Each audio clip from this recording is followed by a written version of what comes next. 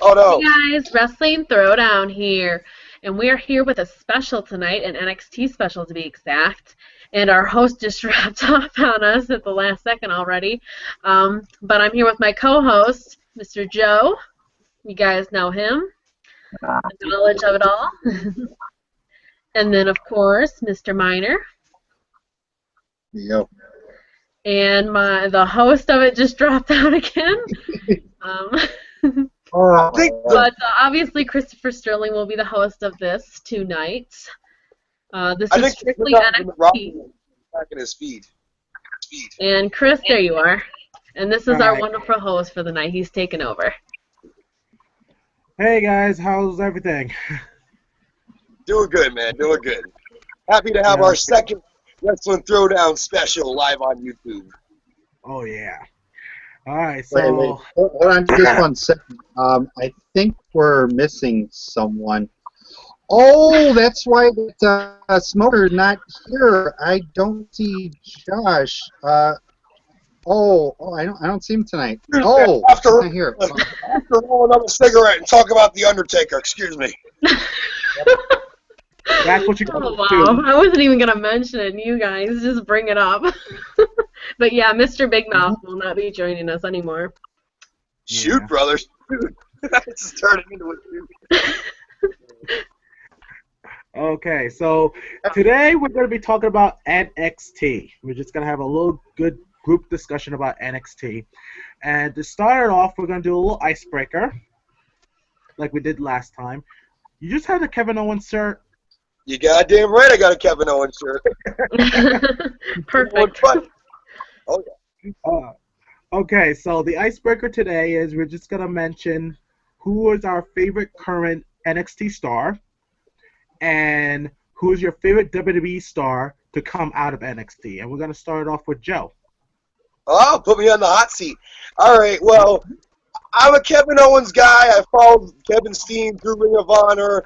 Had the experience to meet him in Fall River a couple years ago at an indie show. Really nice guy. And actually, it was New Bedford. Fall River. It was New Bedford. But a real nice guy outside the ring. And I love his talking ability. And I got to see a Ring of Honor show in Providence, him and Eddie Kingston. And I've just been following him ever since. So Kevin Owens, but I love Sami Zayn as well. And how can you go wrong with Finn Balor? So right now, it's not easy to say because there's so many guys down there, but I got to go with Owens at the moment. Okay. And who's your favorite WWE star to come out of NXT? My favorite NXT alumni. Dean left before it was NXT. That's a good one. I don't know. We'll go with Neville right now. You know what? Even Paige. Paige? Okay, Yeah. cool. All right. How about you, Miner? Oh, let's see. My current favorites on NXT, I'm going to have to go with my boy Kevin Owens, as I know him back in Ring of Honor days. I used to sit there and I was like, okay, who's this guy that's terrorizing Ring of Honor? And I started to think, oh, it's Kevin Steen, really great wrestler. Also, Baron Corbin, I'm starting to like him more. He's been doing a really awesome job. I think he should be, well, ladies and gentlemen, Christopher is this guy kicked up again. But, yeah, but I have to say for the WWE current, I have to go with Seth and Paige. I think Seth and Paige coming out of NXT was incredible. Awesome. And how about you, Haley? Well, if he obviously didn't have his concussion problem and had to retire, it would be Corey Graves. But now that Corey Graves is obviously officially retired, I would have to go with Sami Zayn. Nice. Love him. You know, I really am upset that his title reign lost as soon as he did. But, you know, Kevin Owens is a great champion, so I love him too. And obviously, this is no surprise here, but my favorite NXT person to come out of this is obviously, you guys know, my man, the one and only current WWE World Champion, Seth Rollins. Of course. If we ask you a reason, it's going to take up the whole video. Yeah, exactly. How about yourself? How about yourself? I'm trying to think. When I first started watching NXT, there was a couple of guys I like, but in terms of like the current roster, um, so far the person that is piquing my interest would definitely be Kevin Owens right now. I really like his style. I even liked him as Kevin Steen, but Kevin Owens right now, I'm just glad that WWE is not um, nerfing his character as I thought they would. So he's doing great. As far as NXT alumnus that came from NXT to go to the main roster, right now, it's a toss-up between Dean Ambrose or Bray Wyatt right now. Bray Wyatt, good choice. Now, I thought Dean wasn't officially in Yeah, NXT. I Dean thought, never actually had an episode. Roman was there for like 2 weeks, if that, and then Dean went strictly from when it was FCW to WWE, and he talks about that in his interview too. He says, you either need to call me up on NXT or whatever, and then that's when they got the whole Shield idea. and not only that, but he was supposed to wrestle his idol, Mick Foley. They were planting the seeds of it. He even did a thing at one of Foley's autograph signings to tease it. But Mick Foley had the infamous doctor's appointment where they told him, hey, no more is no more, which is why that would have been before the Shield and before any of that. So Ambrose would have got something out of that. Kind of wish that actually happened. Knowing Foley, he would have put him over strong, because that's what Foley does. He knows how to put over new talent strong. Yep. But alas, it didn't happen. But you know what? It is what it is, unfortunately. You know what I mean? So. No go with Rusev? I almost said Rusev just to give him some credit, because he's had a great Definitely. Yeah, Rusev is also my favorite from NXT so far. I haven't seen much of his stuff in NXT, but what I've seen now, I'm a big fan of Rusev right now. So Yeah, there really hasn't been a bad NXT, a person to come out of NXT that has been, hasn't been special. Every single one of them that has come out of it has been great. Well, Rose. They screwed him, though. They really did. They screwed him. Hopefully this feud will help him, get to where he needs to be, but I think he's on the cut list perfectly. Okay, so let's talk about the beginnings of NXT. And I'm not talking about when they first started their shows at the university. I'm talking about NXT, the reality show. The show that took the place of ECW on Sci-Fi, which I have to say, thank God they put ECW to rest, because they were really destroying ECW badly. So I'm glad they finally put it to rest.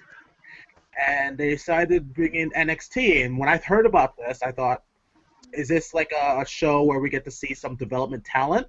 I was like, awesome. And turns out it was like a competition to see who'd be the next breakout star, which I was like, okay, it's an interesting concept. I don't mind that. And this is when we first saw the likes of Wade Barrett, Daniel Bryan, which was actually very controversial. A lot of controversy surrounding Daniel Bryan because his mentor was The Miz. Which I know a lot of people were not happy with that. Neither was I, but then I understood why they did that. Yeah. Ryback, another one. Yep, Ryback when he was in left field. I'm trying to remember Darren Young. Yep. Yeah. Gabriel. Yep. Gabriel Slater. Heath Slater. Pretty much the first members of the Nexus. Yeah. Yeah. Yeah. I thought the first season was good to a point where we were hoping for Daniel Bryan to win, but then they decided to eliminate him. And we kind of figured after Daniel Bryan was eliminated that Wade Barrett was going to be the winner. We kind of saw the writing on the wall with that. But then after he won it, all of a sudden, every single member from this first season became part of the main roster anyway. So at that point, I was like, should I take that take the whole competition seriously. Like, what do you guys think? Yeah, it's pretty much, I guess, to whoever gets their push first. I'm guessing that's pretty much what it is, to be put in the storyline first. Because obviously, like when Caitlyn won too, some of them, obviously, AJ still got in and Naomi and everything like that. But Caitlyn was the first person to obviously show her face on a SmackDown or a Raw. So I guess that was like the whole concept of it. They were going to pick obviously their favorites or, whatever from every season. But whoever won, obviously, it was going to get their push first, and who was going to be, I guess, the center of attention first and got their storyline first. I do feel like Barrett definitely made the most of his opportunity on the original NXT. One of my favorite parts of it was when they did the promo thing, the improv, where they just threw you a topic, and his was wind, and he came up with the winds of chains off that. Another moment, him and Jericho were a great pairing, where they had the pro and the rookie. We were talking about Miz and Daniel Bryan. I thought Barrett and Jericho was really a great pairing. Jericho was the world champion at the time, so it kind of gave Barrett an even bigger rub. And, Barrett got to be out there for Jericho's matches and vice versa with Jericho and Barrett's matches. And I really felt like Barrett definitely, despite Daniel Bryan's popularity in the Indies, the way they portrayed him on the show was suspect, with having him compete in, like, the Let's Be a Vendor competitions and it's the weird competitions they had. And then he got to the point where not only did he get eliminated, but he kind of had some self-doubt the way they portrayed it. I never really liked how that went down. Me neither. I almost got into a rant when I saw that. Like, I was like, I'm done with NXT. I was like, I don't want to watch it. Because I was one of those Daniel Bryan indie fanboy, like, indie internet darling fanboys at the time. Until, like, when you get into the business more, you kind of understand why WWE does things the way they do. But it was that point I was like, I'm done with NXT. But then eventually I watched NXT again. And like I said, after Daniel Bryan lost, I was like, the next best thing was Wade Barrett, and I was glad Wade Barrett came in. And that's when we saw the Nexus, the very next week, I think, was when we saw the Nexus invade. They did the season finale on a Tuesday, and I think they had a pay-per-view, and then the Nexus invaded that following Raw. Right. And then the second season where we saw Cabal or Low Key, and we even saw the future Bray Wyatt on that season too, when he was Husky Harris. Right. Also, Alex Riley on the show. Yes. I forgot about that. Yep. And really, I liked Alex Riley's gimmick on this show when he was like the Broad Street bully kind of character. I enjoyed that. Oh yeah. And we already talked about the female season. I think Haley mentioned about Caitlyn, which was actually interesting. I didn't mind that one.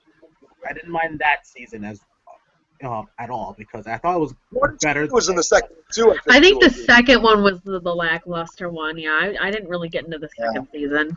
And the funny part with the second season, I used to be friends with one of the NXT stars, Eli Cottonwood, because somehow, some way, I think he lived up in Milwaukee, Wisconsin, and him and I got to chat and. I told him good luck on the show and all that kind of stuff. Him and I used to message here and there once in a while. Me and Al, like Eli Cottonwood for a while, and then all of a sudden, just that was about it. But yeah, that was awesome to talk with him. I mean, he had that character, I'm gonna talk about my mustache and all that. It was really awesome.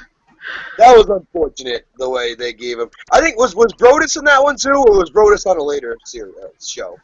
Brodus Clay was on that. Brodus third. He was in the second one. Yeah, was he in the second one? Yeah, he was. Yeah, McGillicuddy, I believe, was in it too, right? Yeah. Riley.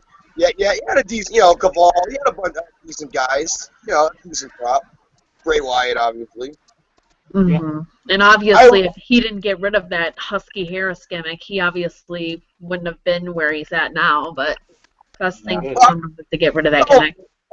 And seeing what works for you and what doesn't. I think we can clearly say Wyatt is the most successful alumni of season 2 by far. I agree. I mean, Riley hasn't done a lot. The guys like Brodus have already been cut. McGillicuddy's, Axel Mania brother. Low Key was on it, and he was the winner of NXT season 2. But then he asked to be released. Yeah, that was the first winner that really just didn't do anything. Yeah. He won an Intercontinental title shot, which he got the first night on SmackDown, and then he was gone like a week or two later. Mm-hmm. And then the final season for that reality show was where we saw Derek Bateman. Yep, and Johnny Curtis. Johnny Curtis, yep. And I think he won it. Yeah, he won that one. And Derek Bateman, now he's known as EC3. EC3, right? That's his name. Yes. Which I love the character Derek Bateman. I love the character. I wish WWE did more with him. And look how TNA's using him. Exactly. WWE, that was one of their worst mistakes, and I will still say it to this day. I love EC3, and I think he is extremely talented. And I think WWE just, their problem was they didn't want to turn him heel. They wanted to keep him. They wanted to have this comedy kind of face gimmick, cockiness, and they kind of, I guess they did have him for a heel for a little bit with Maxine and stuff. But that really didn't work. He wasn't like a heel. He was just kind of like a stuck-up, kind of pretty boy kind of thing going. And it didn't work for him. They did kidnap Matt Striker. That was pretty that was pretty good. That was interesting. I remember that. Oh, that was ridiculous. NXT, that's when we were starting to lose hope for the brand or for those 3 initials. Because season 1 had the hype. And with the Nexus coming out of it, it almost brought legitimately instantaneously, because it was like, wow, these rookies can walk out on Raw and cause chaos. What's going to come out of NXT next? And then we stayed with season 2. Season 3, I was going in and out when you guys touched on it briefly. I will say, for a female crop, it was pretty good with not only AJ Lee and Caitlyn, but Oksana had a decent little run as well. And obviously Naomi's the last one with the company out of all of them, ironically enough. Yeah. Very true. Okay, so we got the reality show out of the way. Now we're going to get into the actual product of NXT. And from what I've heard, this is sort of Triple H's baby. This is Triple H's product. He had a vision that he wanted to make this type of developmental camp a global thing, not like just like how FCW was, where like only a few stations can watch it. Same way as W, only a few stations in America watched it. But this one is now available to everybody with NXT, and they set up camp in Florida at a university. What's the university called again? Full Sail. Full Sail University. Yeah. And that's where they do most of their shows, and they also have their performance center where they do their training and whatnot.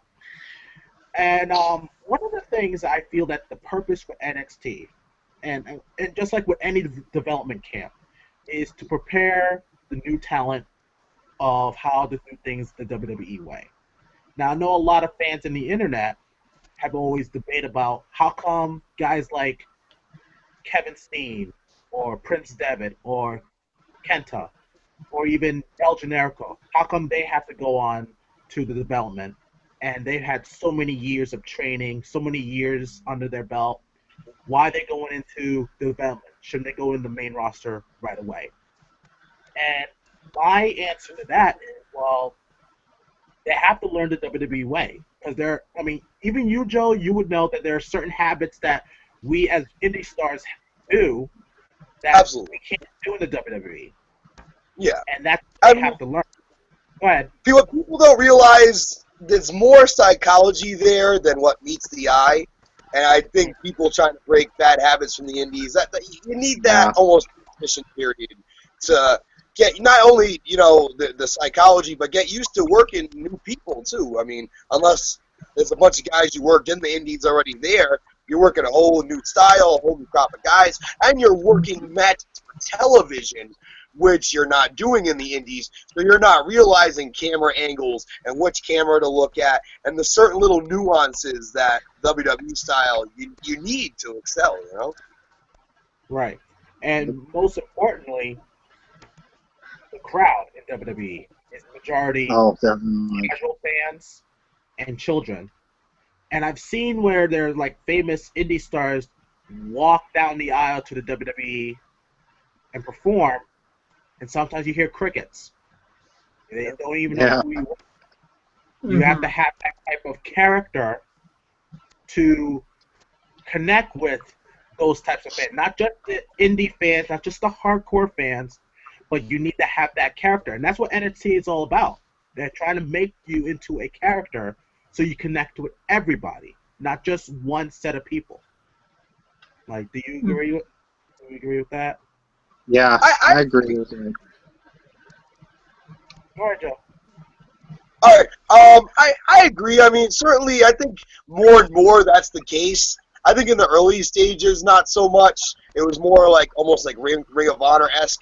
Like, but now with the development of certain characters, even a character like Blue Pants, or how they've developed Bailey, or like how they've really made Sammy this ultimate underdog. I do feel like now they're really getting better at their character development. You see it with Steen, although it's not like he needed that much tweaking. But even a guy like Devitt, you could see them showcasing the character more than just the work. And I feel like as it continues to grow as a brand, and that's why I'm sure we'll be touching on is the growth of it, then you'll see more and more character-driven, and you'll still see great matches, but it'll be more character-driven the bigger it gets. Right. Yep. Mike, were you going to say something?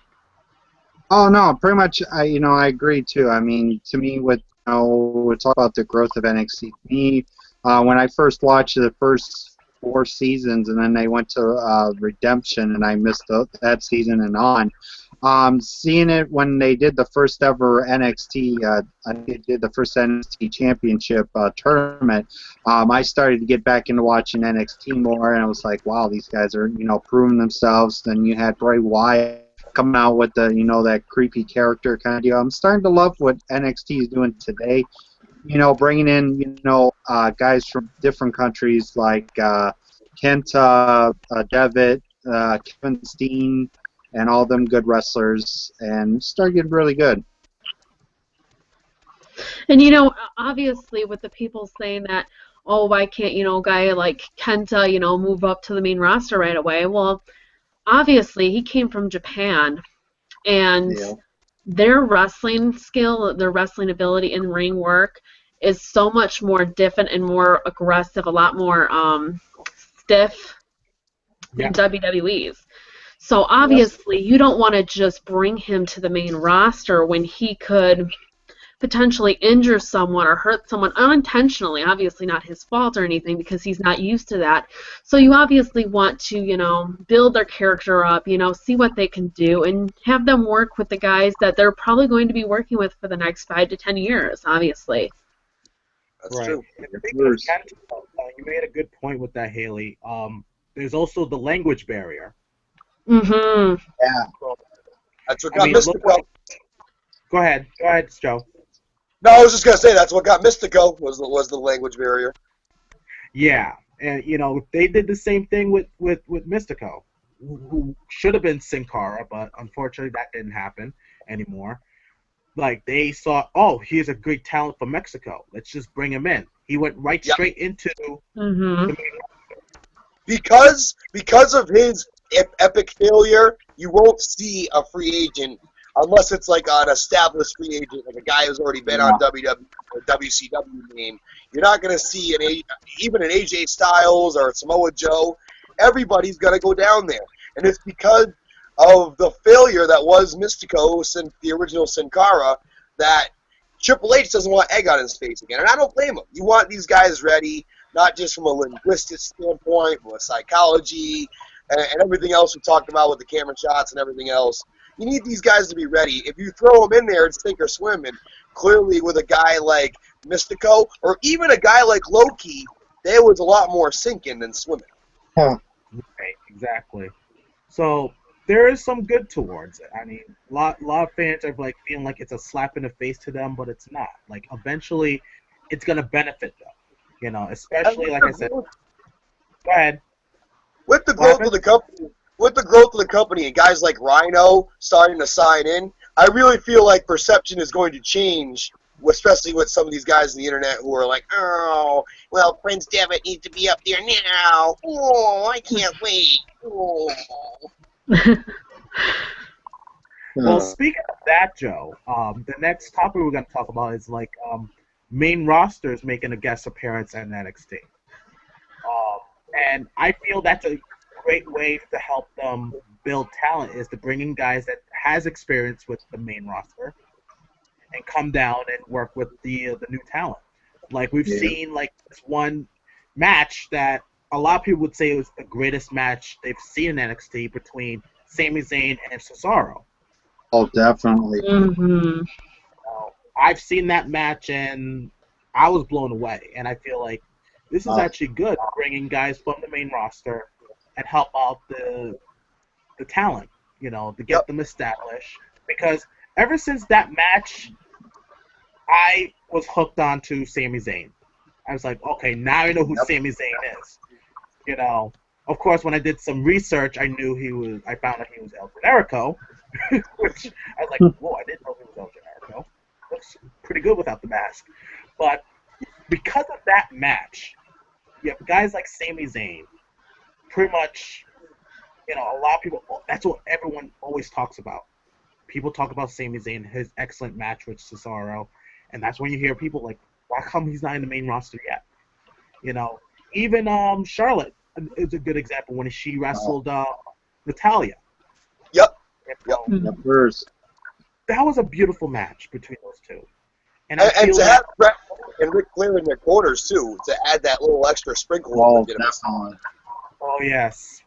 I'm trying to remember who other members of the roster. The Usos have made appearances. They've with guys like the Lucha Dragon, Sammy, the Ascension. There's obviously Tyson Kidd, Justin Gabriel before he was released. Brodus Clay was sent down there before he was released. Cameron, although we never saw Cameron on TV down there. Well, AJ Lee had a match with Bayley too. Yes. They seem like they're really tight, Bayley and AJ Lee. Yeah, they are. Yep. Yeah. And I remember Titus O'Neil came down too. Yep.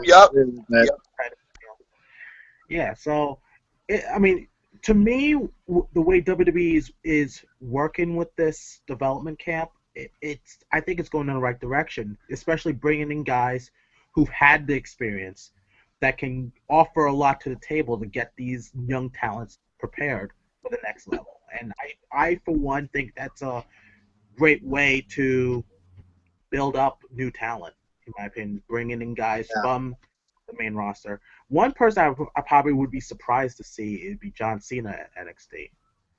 Well, when Neville won the championship, he was down there, and he kind of shook Neville after Neville won the championship. All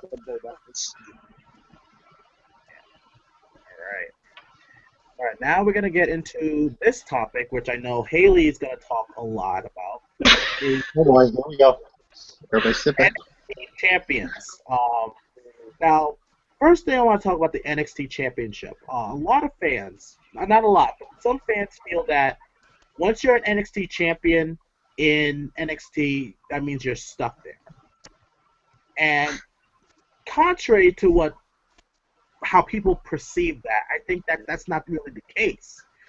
I feel it's a case of where WWE feels like, let's see how he plays up as champion to a smaller crowd, and if they do very well, they could be a champion anywhere else.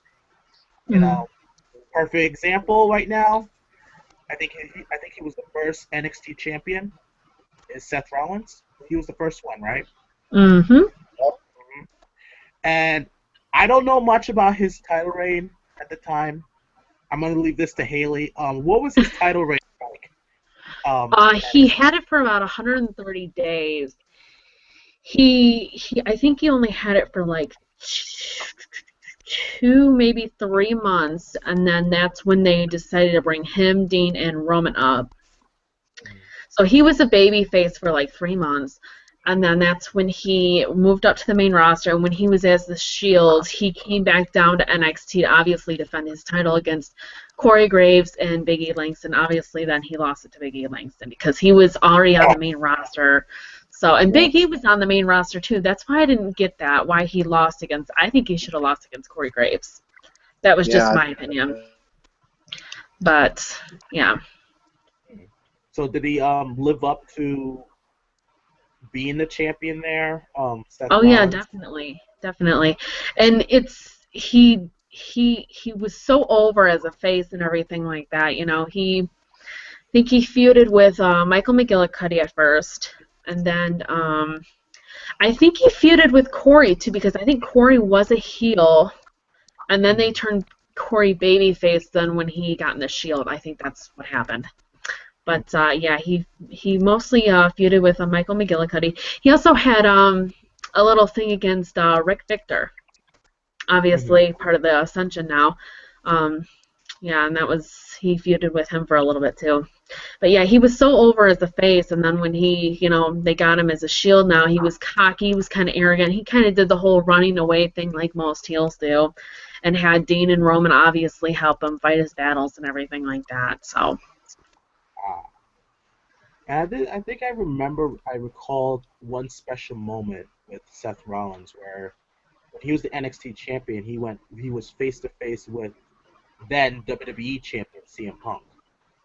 Oh yes, they actually had a tag team match. Actually, those two teamed up with, and they fought. I forgot who they fought, but they did team up, and it was kind of shocking because CM Punk was a heel at the time, and yeah, they actually teamed up. So I guess that was just the one night where they teamed up and everything, and they had a little backstage segment and everything like that. And that was the whole respect storyline with CM Punk, saying that just because you're wearing that belt doesn't mean that you're going to get respect. You have to beat the respect out of Michael McGillicuddy, and that's who he was talking about when he was feuding with Michael McGillicuddy. Okay.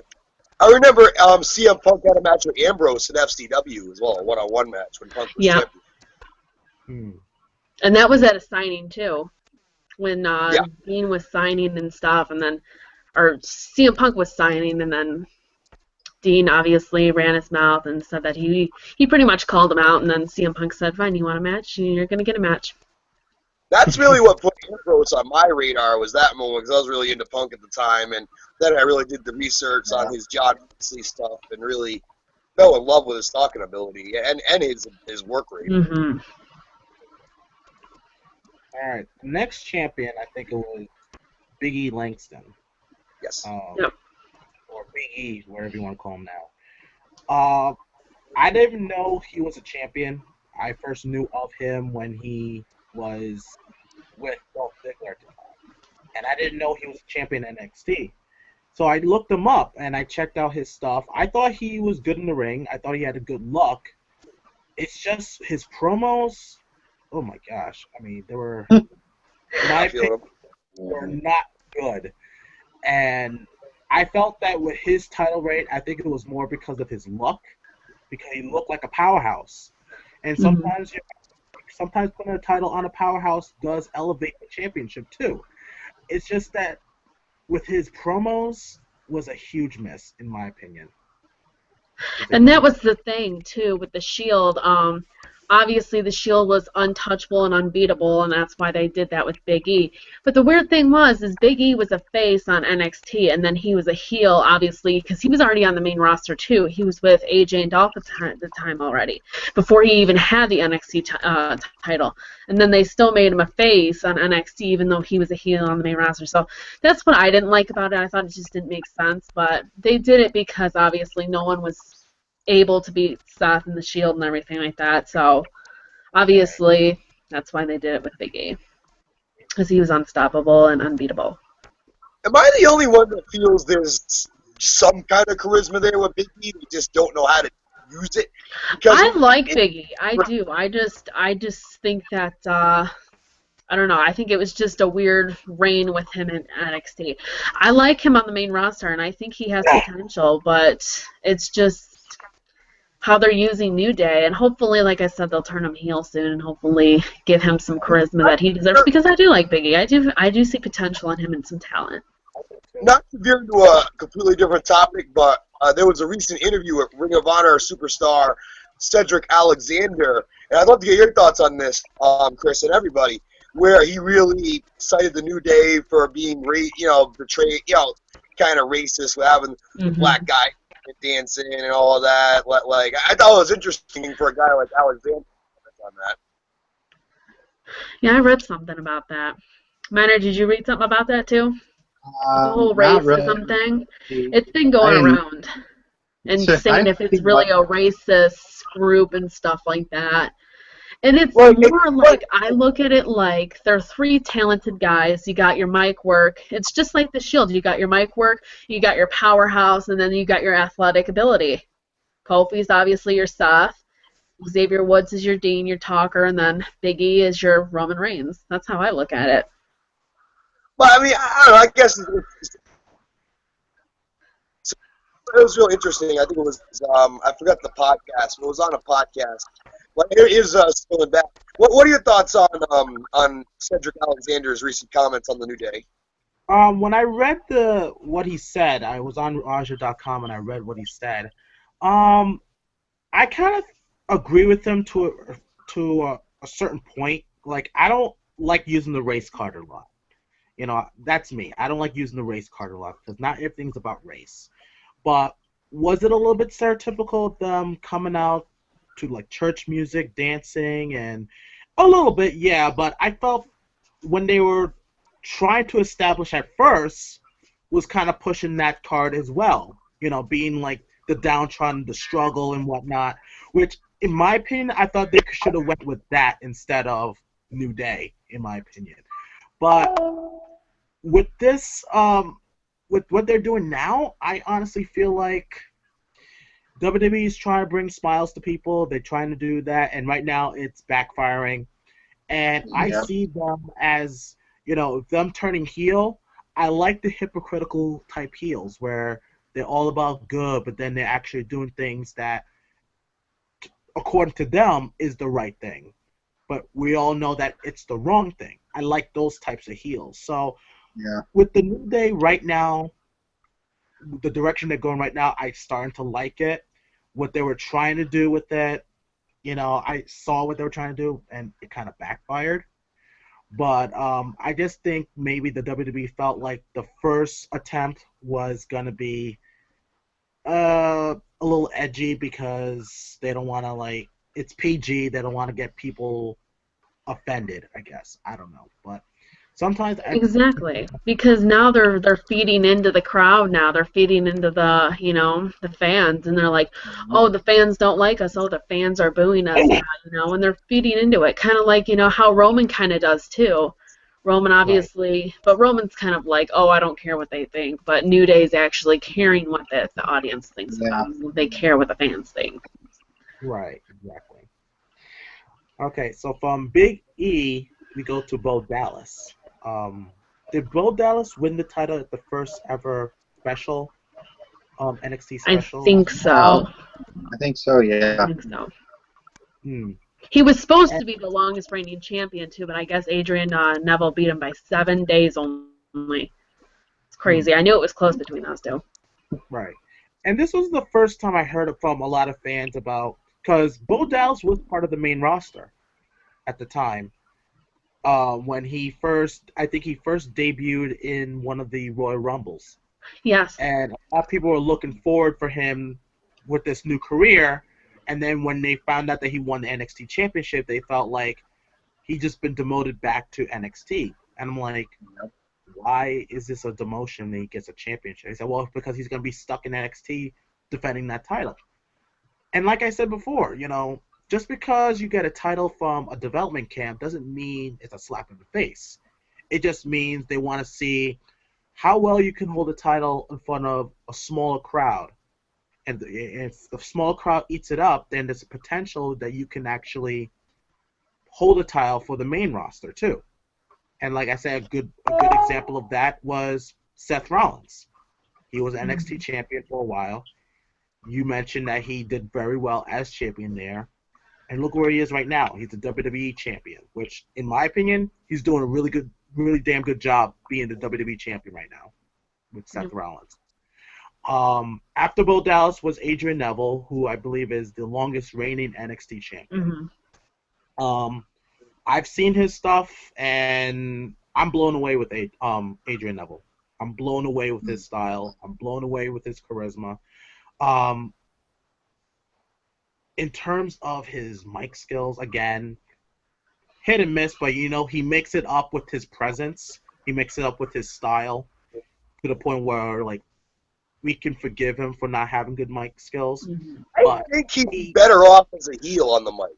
Yes. Yeah, I think so the too. cockiness attitude when he had with Sami Zayn and everything, and that's where I remember his last few stages of having that title, because that's when I really got into him, and I really got into his title reign. He actually, and as Drew Dreamer back, we were talking about how he was a little bit heelish in the feud against Sami Zayn. I don't know if you see this. I see some macho man in this guy. In terms of not just the fact that he's small, but he's built big, even though he's small, not bigger than you think. And I think if you turned him heel, he wouldn't have as big of a problem on his promos, because I think he's got a natural. And the whole with the moniker, the man that gravity forgot. It sounds very cocky, and they're having him. If you notice, they're having him go against high-profile guys like, Dolph Ziggler and big names, but he's losing. Seth Rollins a couple weeks ago, he's losing. Some people are like, "Oh, you're ruining him because he's losing." I think I see the example when John Cena wrestled Kurt Angle. Yeah, he didn't beat Kurt Angle as a rookie, but it showed that, wow, this rookie can hang in there with the best in the world at the time, which was Kurt Angle. So I think what you could do is maybe turn Neville heel after maybe a matches with guys like Ziggler where he hits a frustration point. And I think that could be interesting. I think there's money in him as a heel, and I think he could be a heel world champion, especially when you factor in the next few years, because he's going to be part of the equation. With guys like Balor, Balor's going to be a babyface. Jericho's going to be a babyface. Kenta's going to be a babyface. Steen definitely a heel. But there's going to be a lot more faces and heels coming up. So, and with these guys he has chemistry with, I think it only makes sense to turn him heel and almost kind of have him almost like a Raven kind of entitled attitude. Like, hey, what about me? I'm the longest reigning champion. What about me? I'm the man that gravity forgot. So, I don't know. For me, that's the vision I see for him. I don't know if you agree or disagree, but all I have to say is, at least he's not Mighty Mouse. Thank God. No. That's what we're trying to do. Turn Mountain Home. Thank God. So, I do see a future for Adrian Neville. I mean, like I said, the guy has the look. The guy has the move. The guy has the presence. And if WWE plays it right, he's going to be money. In my opinion. And he's also a very good wrestler. He's not just a high flyer. Like, people always, he almost reminds me of like a Mysterio or a Guerrero, where people often typecast Mysterio and Guerrero as high flyers, but they were great tacticians and mat workers as well, even Mysterio. So I feel like for him, they had him that first match against Kurt Saxton, like a very fast pace, which was good for his debut because it kind of gave him that wow factor. But he's gonna have to be able to show, some diversity, and he can't go out with that pace every single night, especially if he gets higher on the card and having longer matches.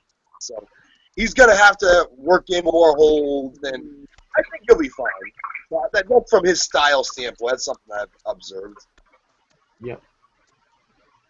And then from Adrian Neville to finally Sami Zayn. I know a lot of fans were like, when will Sami Zayn win the title? And we finally see him win the title against Adrian Neville. And I think it's well deserved that he got a chance. Oh, definitely. Say that again, Michael. I said, I mean, definitely with Sami Zayn. Like I said, to me, Sami Zayn is a Daniel Bryan of NXT. I have to say Yeah, that. To me, yes. Zayn coming into NXT, he's got to be more like Daniel Bryan. Because look at Daniel Bryan. He went from NXT. He teamed up with Cena, Bret Hart, and all those good wrestlers at SummerSlam, and won the U.S. title against his mentor, going up in the ladder. To me, when I saw Sami Zayn wrestle and all that, he had a great, great feud with Cesaro for a while. He had 3 great matches with him.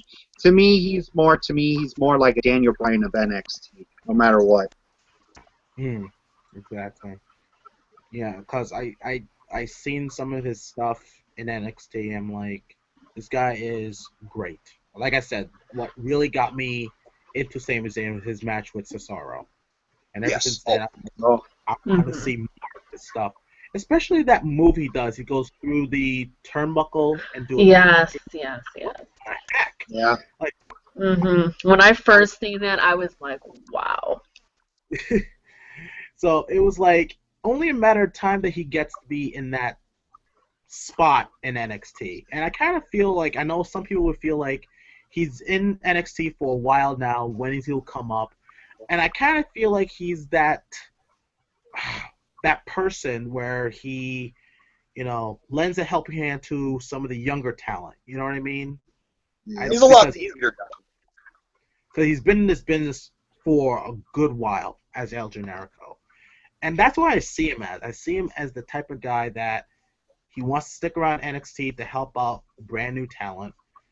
And eventually, I hope he does go in the main roster. But knowing the WWE, he might get a different gimmick.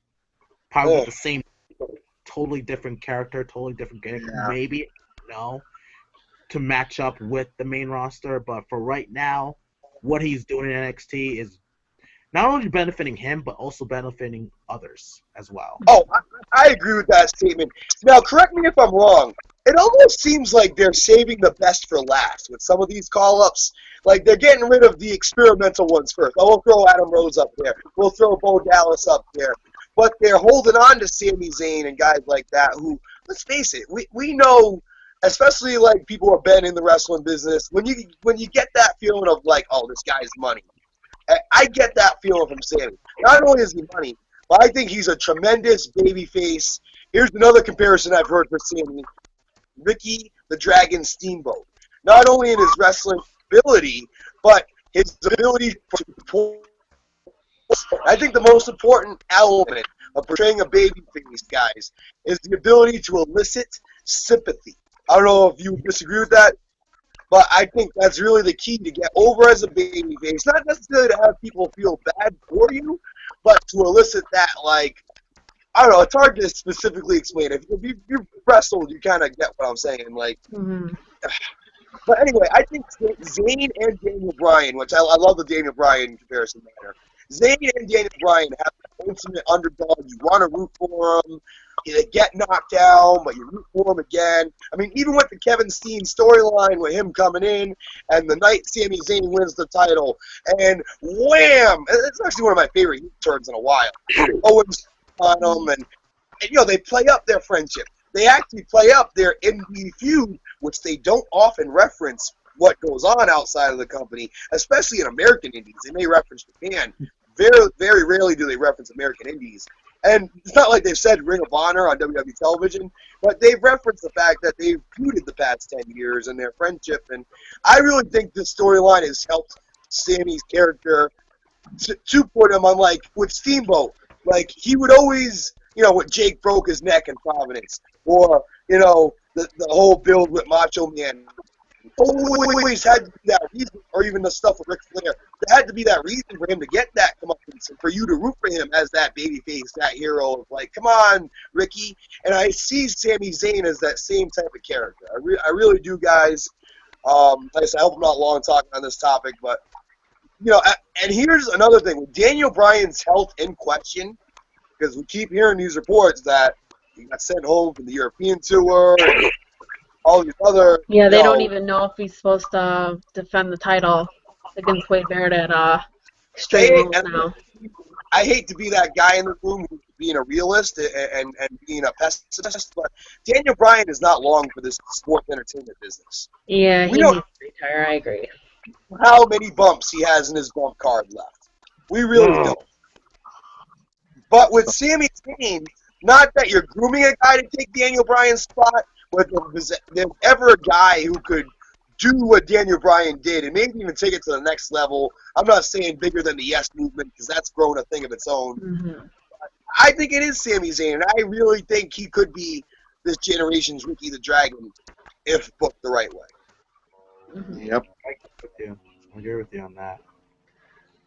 And now the final and the current, I almost said WWE champion, NXT champion, Kevin Owens. And when I first saw his debut in NXT, I still saw Kevin Steen in him. Oh, Yes. definitely. Oh, a lot, definitely. Yep. There wasn't, like, you can tell that some of his moves were nerfed. A little bit of his intensity is nerfed a bit, but not to the point where you lost the identity of who he really is. We still see Kevin Steen in him. I also love the character where he's doing this for his family. And what he does is he feels like, I'm just doing this for my family. I'm not doing anything wrong. And you want to know something? I can relate to that. Anybody can relate to that with Kevin Owens. We all want to provide for our family, provide for ourselves, and sometimes you have to break a few eggs to get where you want. He broke his friend to get to the title, and he did just that.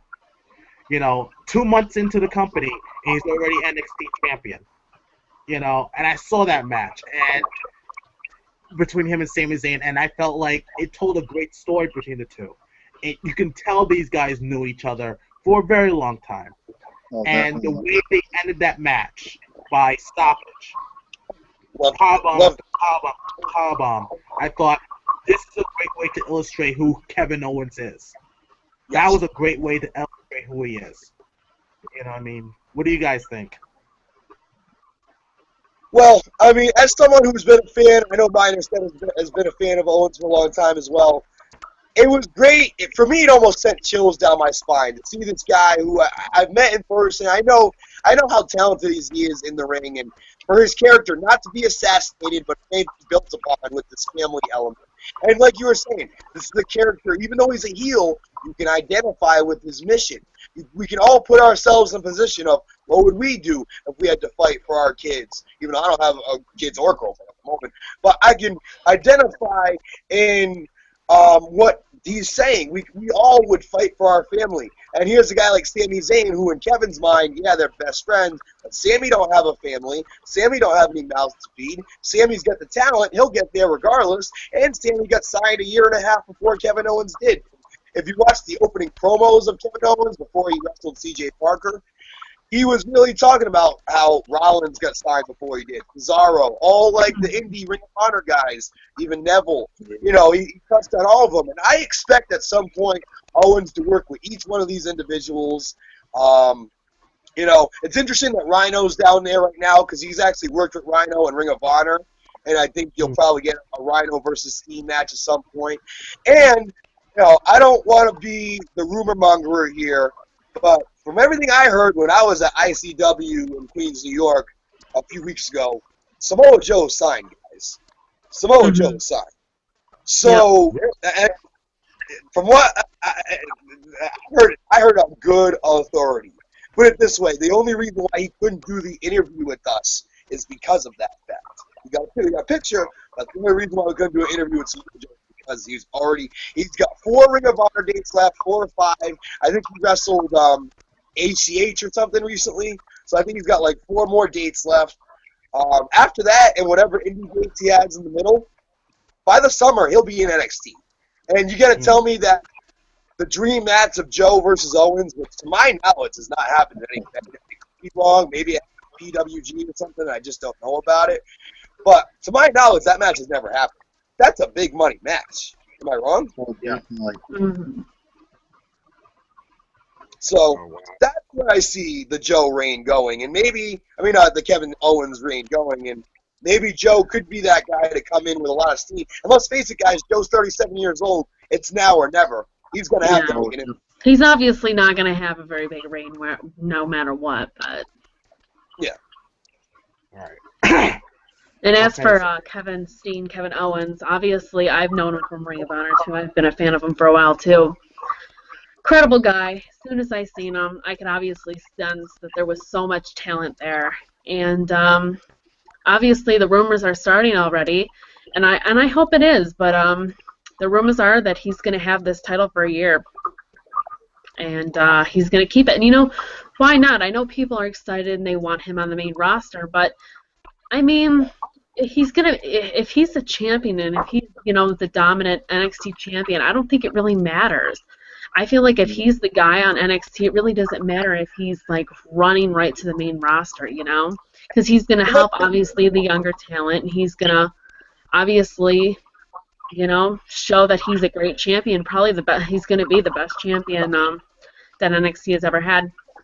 So far. And let's face it, guys, the brand right now is currently built around him. Very similar to how Ring of Honor was built around him in the 2009 to 11 range. The NXT brand is built around their champion, Kevin Owens.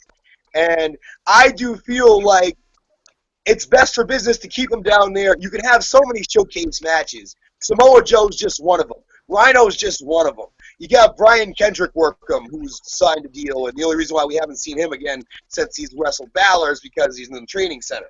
How about a guy like Sami Callihan, who just debuted, who worked well with Ambrose and CCW, and I think him and Kevin Owens could have a great match. There's so many possibilities there, and right now, and here's what I'm so excited for NXT. They're growing. They're going to be traveling more. They sold out San Diego State, 5,000 people in under 2 hours. And the guys like Balor and Sami Zayn right now, and that's why they're going to be very careful with their call-ups. I think they need to call up a girl next, most likely Charlotte Flair, especially with the Dana girl. You're going to have 2 jacked up blondes down there. I think it's time for Charlotte to get called up because now you got 2 jacked up blondes down there. And I like the Dana, I forget her last name, but saw her debut last week. And we haven't really talked about the women's much in NXT. I'd love to talk about the women for a moment. And just a remarkable job that they've been doing down there, from the champion Sasha Banks to Charlotte Flair to Bayley, Becky Lynch, even Blue Pants, and now they add the Dana girl. That women's division down there is just incredible right now. Yeah, I was going to talk about the women's division naturally, about NXT. What happened? Did I jump the shark on you? No. I mean, I like the transition. So I just feel like with the women's division, they show more respect to women's wrestling in NXT than in the main roster, in my opinion. Yes. What do you guys think? Oh, absolutely. Did we lose Haley? There we go. She's back. I mean, to me, let them have main event matches. They let them have 20-minute matches. I mean, even their characters are so much more developed. Each character you can look at and know that, even a girl like Emma who got sent back down there, another one of the main roster superstars, we could say, who's been up and down. Their characters are just all so meaningful. And with WWE, with the exception of Paige, AJ Lee, who obviously is now gone, and the Bellas, whose characters even mean anything on the main roster for females? Maybe Naomi, that they turned her heel, we'll see. But you don't have really any meaning with these divas. What's Natty besides Tyson Kidd's wife at this point? No offense to her, she's a great worker, but the way they portray her, yeah. I mean, I know me and Haley have had this discussion a million times on the Throwdown. The Divas division in NXT is such a breath of fresh air. It reminds me of how TNA built theirs when they were really on their apex, 5-6 years ago. They had Kong, they had Gail, they had, all these younger girls. It almost reminds me of that. And they really do what the respect it deserves. And I wish it would carry over to the main roster. I really do. Mike, what do you think about the women's division in NXT? The women's division in NXT, it's getting more better than the Kardashians of the WWE.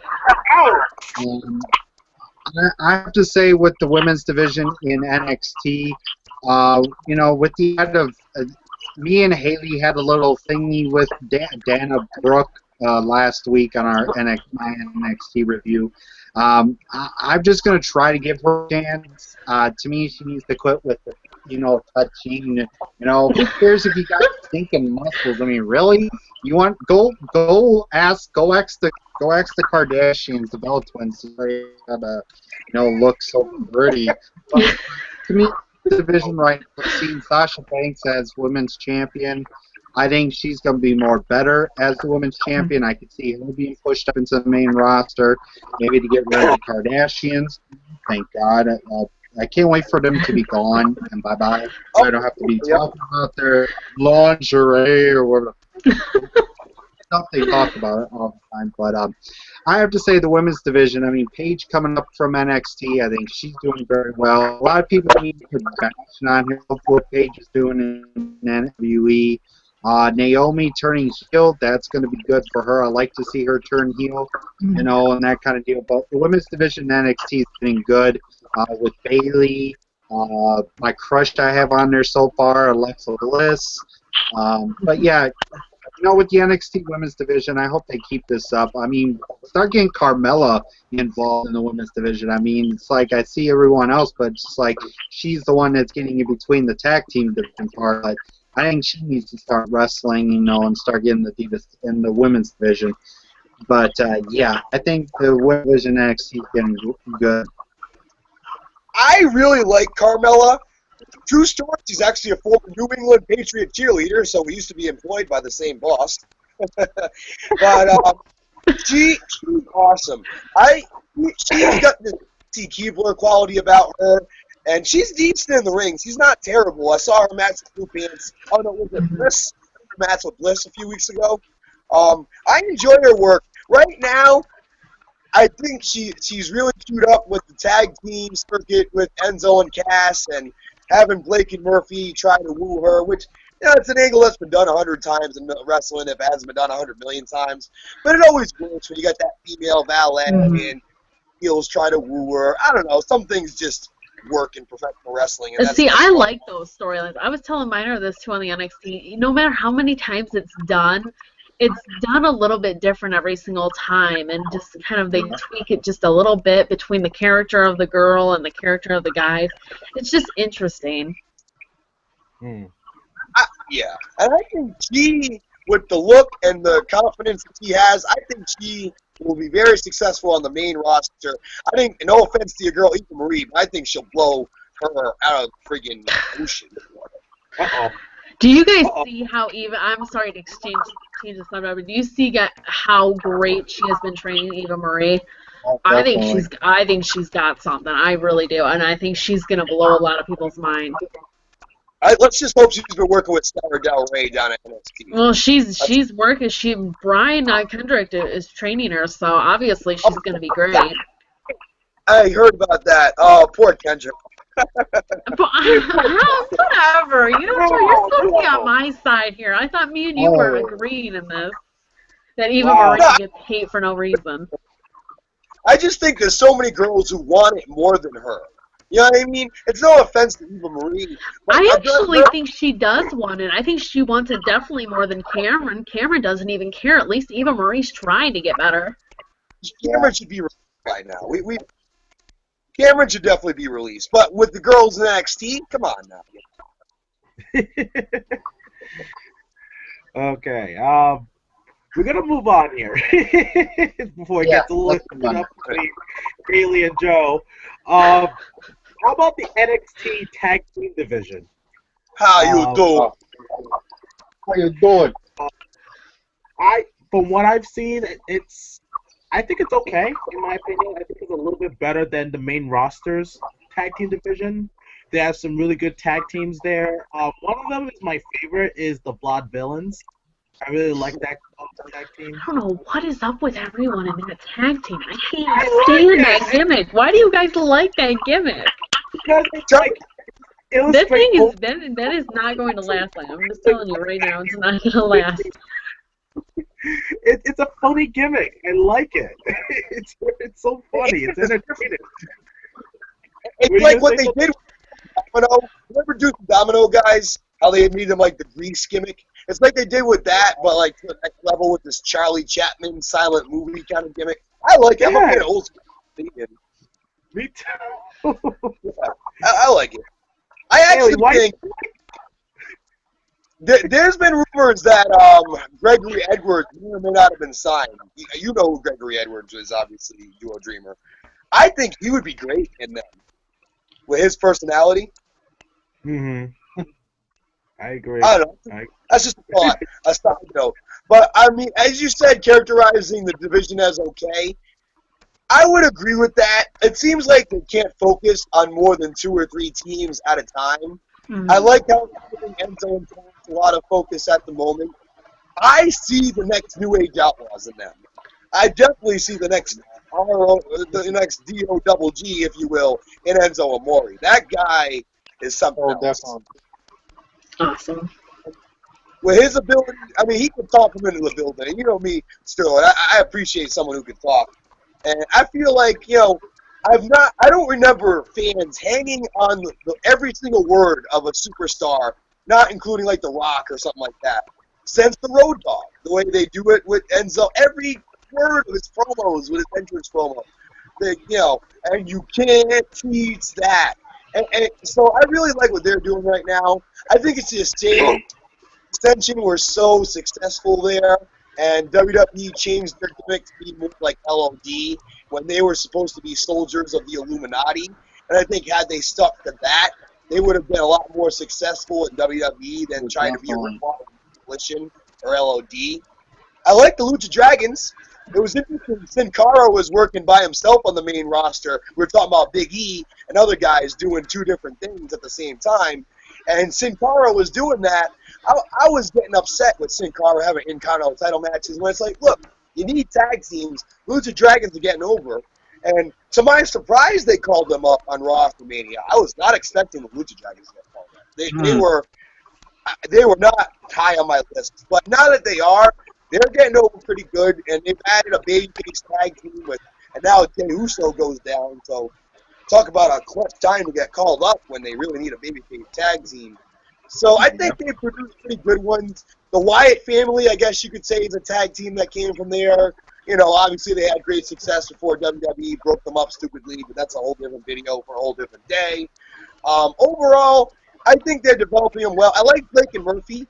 I could see them getting a call up soon because I think they're short a heel team or 2 on the main roster. So I could see Blake and Murphy getting called up just for that reason alone. And they have some other guys. They have that new team, kind of like a new Benjamin and Haas. You see that team, Haley? New team they had? The wrestlers? Oh yeah. Mm.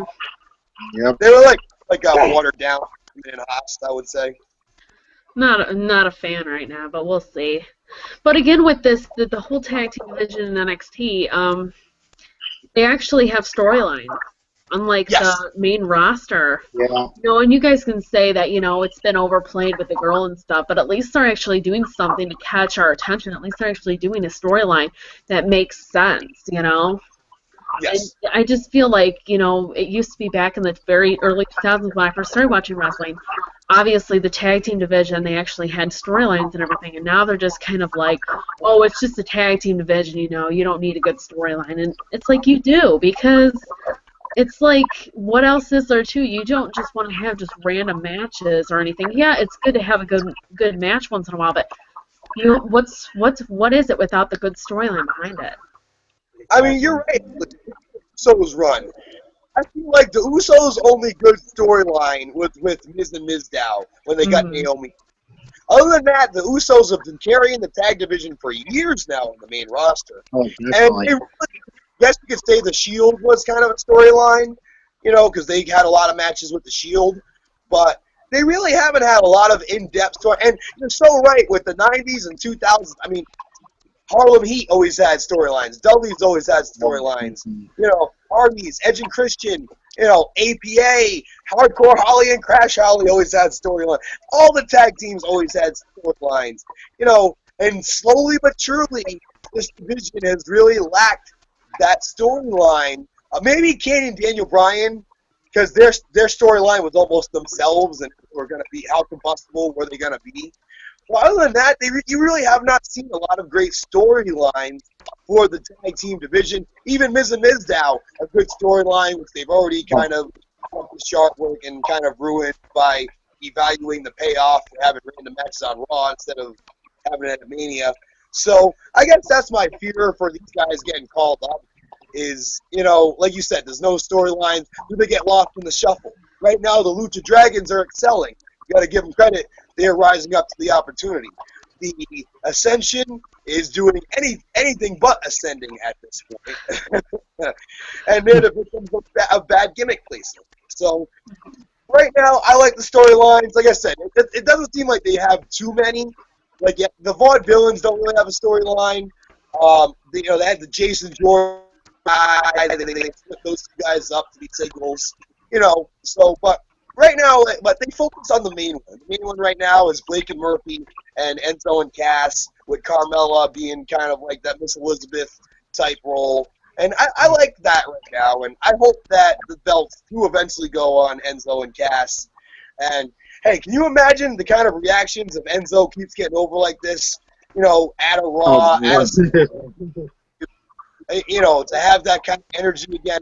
Again, name a tag team besides the New Age Outlaws where they hung on every word the guys said. Maybe the Dudleys. You know, there hasn't been many. No. I thought Demolition did. Yeah, true. That predates me a little bit. I don't remember a lot about Demolition. It was kind of during the period where I wasn't watching a lot of wrestling. But I can see what you're saying. Yeah. But, Mike, what do you think of the tag team division at NXT? Tag team division in NXT is good. I mean, right now my favorites are Blake Murphy, them as the NXT champions. You know, persuading Carmella, you know, giving her gifts, giving her flowers. I'm liking what Blake and Murphy are doing as a tag. I like to see them keep doing that kind of deal, and I could see maybe at their next, I think their next monthly show, especially, I could just see Carmella turning against them and going with Blake and Murphy. The storyline with them two are incredible. I like what they're doing with the tag team. The Dragons going up in the tag team division in WWE main roster. They're doing great. The Ascension, they should have just kept them the way they were when they did in NXT. It's like they just give them like paint on their hair, like think they're LOD, but you know, just stuff like that. But to me, the current tag team division right now is doing good with the storyline. I could see them maybe flopping back and forth with that title with 4 tag teams. These 2 tag teams, they're going to be really good at it.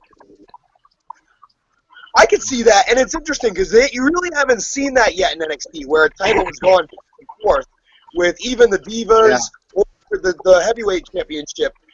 With the tag teams, if anything, they lose and then they get called up. Ascension lost the title, they got called up. Lucha Dragons lost the titles, they get called up. Yep. So it would be different and good if you kind of, not that I'm a fan of, you know, like TNA style title changes where you're doing it just to change titles every single week, but I do feel every once in a while it's good to show the competitiveness of 2 teams. You know, again, going back to the 90s, 2000s, you saw a lot of tag title changes, but there was a lot of competitiveness in the division, which made sense for those changes. Very good point. All right. The next topic I want to ask is, should NXT have a second-tier championship, sort of like a United States championship or an Intercontinental championship? Should NXT have something like that? Like, what do you think, Haley? I think for right now, no, because I don't think the roster's big enough for it. If the roster got big enough, then yeah, but I don't think they have enough guys yet.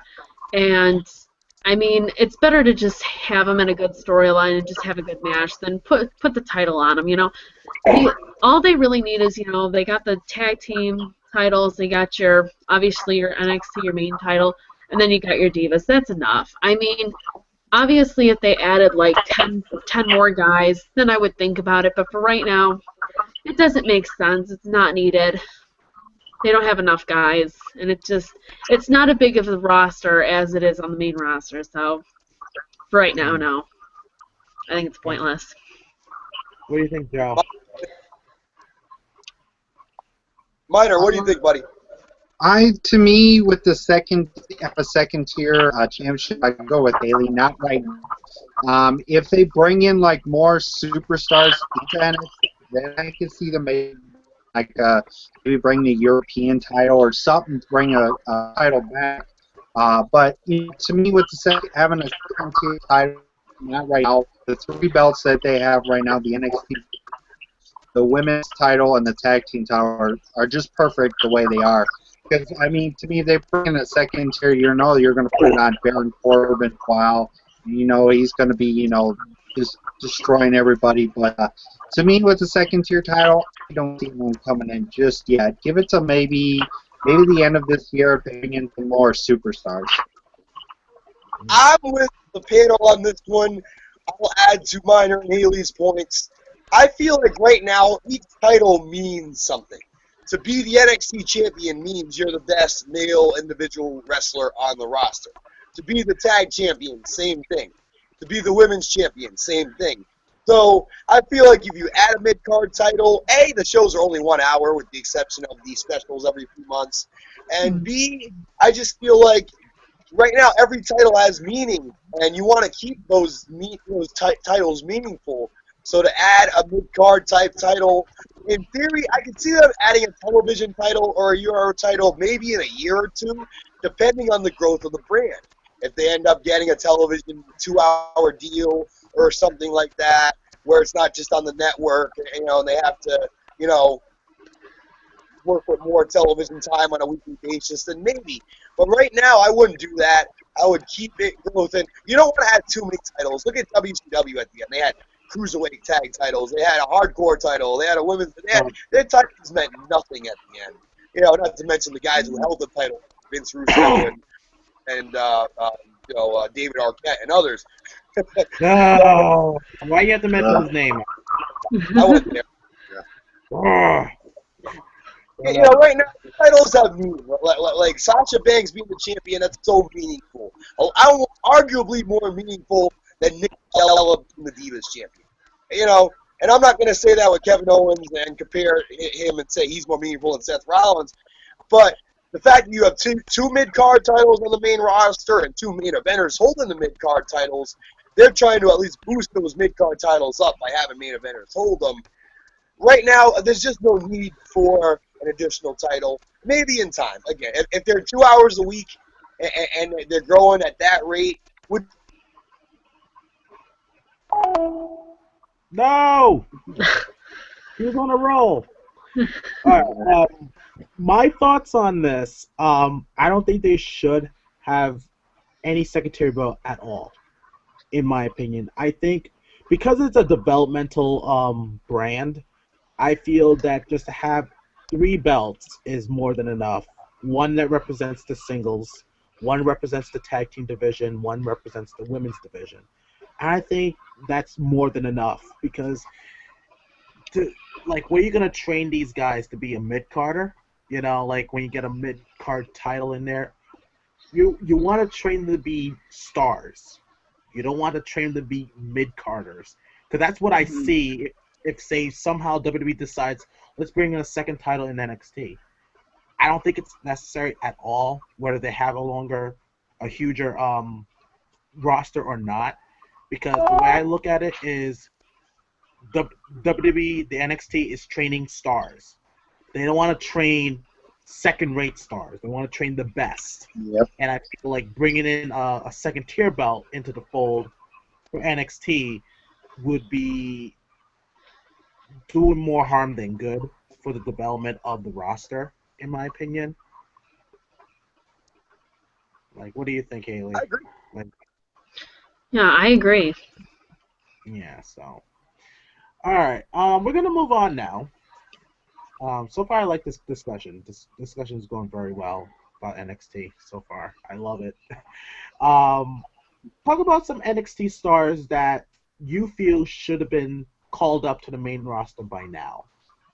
One of them we pretty much talked about. We feel Sami Zayn should be one of them. Are there any other guys in NXT that you think should have been in the main roster by now? I think Tyler Breeze. Yeah. I've always Yes. been a Yep. fan of Tyler Breeze. Yeah. He turned a crappy gimmick into a great character. I mean, he's got the in-ring ability. When I first seen him, I admit that I was kind of like, oh my God, like, what are they doing? This guy looks like a tool. And then I watched his in-ring work, and I was like, wow, he actually has some great talent. He's ready. I mean, he beat Hideo Itami twice. So I really think that he is ready for this. I mean, he's got the character gimmick, even if it's a little bit corny, but he's got the in-ring skills. I mean, what else is? I mean, yeah, I guess they can have him have the title, but he already feuded with the title, and he put on great matches. So I feel like he doesn't need the title before gets called up. I think they need to just call him up. I really do. I'm with you on that one. Me I feel too. like he's ready. He reminds me so much of Ziggler, Mhm. in his the way he sells, his facial expressions, the way he cuts a promo. Yeah, his character's a little hokey, but at the same time, his character makes him stand out, which isn't exactly a bad thing in the world of pro wrestling. I think Tyler Breeze has been ready, and I wouldn't even tweak his gimmick at all. I would leave him as is. There were rumors he was going to Exactly. call. It's working for him.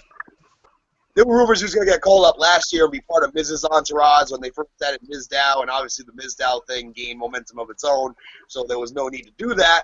And I'm kind of glad they didn't do that because I think that he would have been typecast like an Alex Riley as just an assistant, Yeah. and where a guy like Mizdow, we know Mizdow is better, so not necessarily better than the Miz, but better than what he's been given. Um, so I think it worked better with Mizdow than it did with Alex Riley, and it would have with Tyler Breeze. But Tyler Breeze is definitely number one on my list. Charlotte Flair, I would have called her up. Mhm. I would have called her up when she made her quote unquote Raw debut when she put over Natty in a weird 5-minute match. I would have not. I would have had Natty in the job personally, and I would have kept her on the main roster, especially with AJ Lee's departure. They need female talent. I think Sasha Banks is ready too, personally, and I see a lot of AJ Lee in Sasha Banks. And I think both those women could get called up, and you'd still be okay because you have a very deep division. I personally like Dana Brooks. I know you guys don't seem to be into her. I don't know. She reminds I me of a like her. female. Miner's the one that doesn't like her. She reminds me of a female. What do you think of that, Sterling? A female Lex Luger? That's kind of what Dana Brooke reminds me. You want to know something? I really Go. And this We lost lost him. Chris. Yeah, we lost them. You know who We lost she reminds me of? She reminds me exactly of Caitlyn. She has the look just like she just reminds me so much of Caitlyn. She's got that bodybuilder, but she's pretty too. But she's also got, everyone's just so quick to judge her and think that, oh, because Caitlyn was like that too. Caitlyn was the bodybuilder, and everyone was just like, she's not a wrestler, but she proved people wrong. She became a great wrestler, obviously, definitely during the AJ feud, And AJ Lee and her feud. I mean, obviously they had great matches. she's already got the character and the cocky. Almost like with Kurt Angle, they wanted to bring Kurt Angle in as this Captain America babyface. But then we saw his true personality in those intro promos, and he was almost an instantaneous heel. And one of the best heels of that era, quite frankly. So that's what I see with Dana Brooke, that type of potential as the heel in this company. She's got the look, and I think she's got the attitude and the work rate. Will come. I think she's a little green in the ring, but I think she'll get better, especially working with the girls down there. Hmm. Bailey, I think, is going to stay down there a little longer. As far as like the men, like I said, definitely Tyler Breeze. Other than that, I don't see a lot of other call up right now. Yeah, Sami because Zayn, Kevin Owens is fine, and Hideo Itami, I still think he needs a little bit more work. I think give him a few more months. I don't think he's ready yet.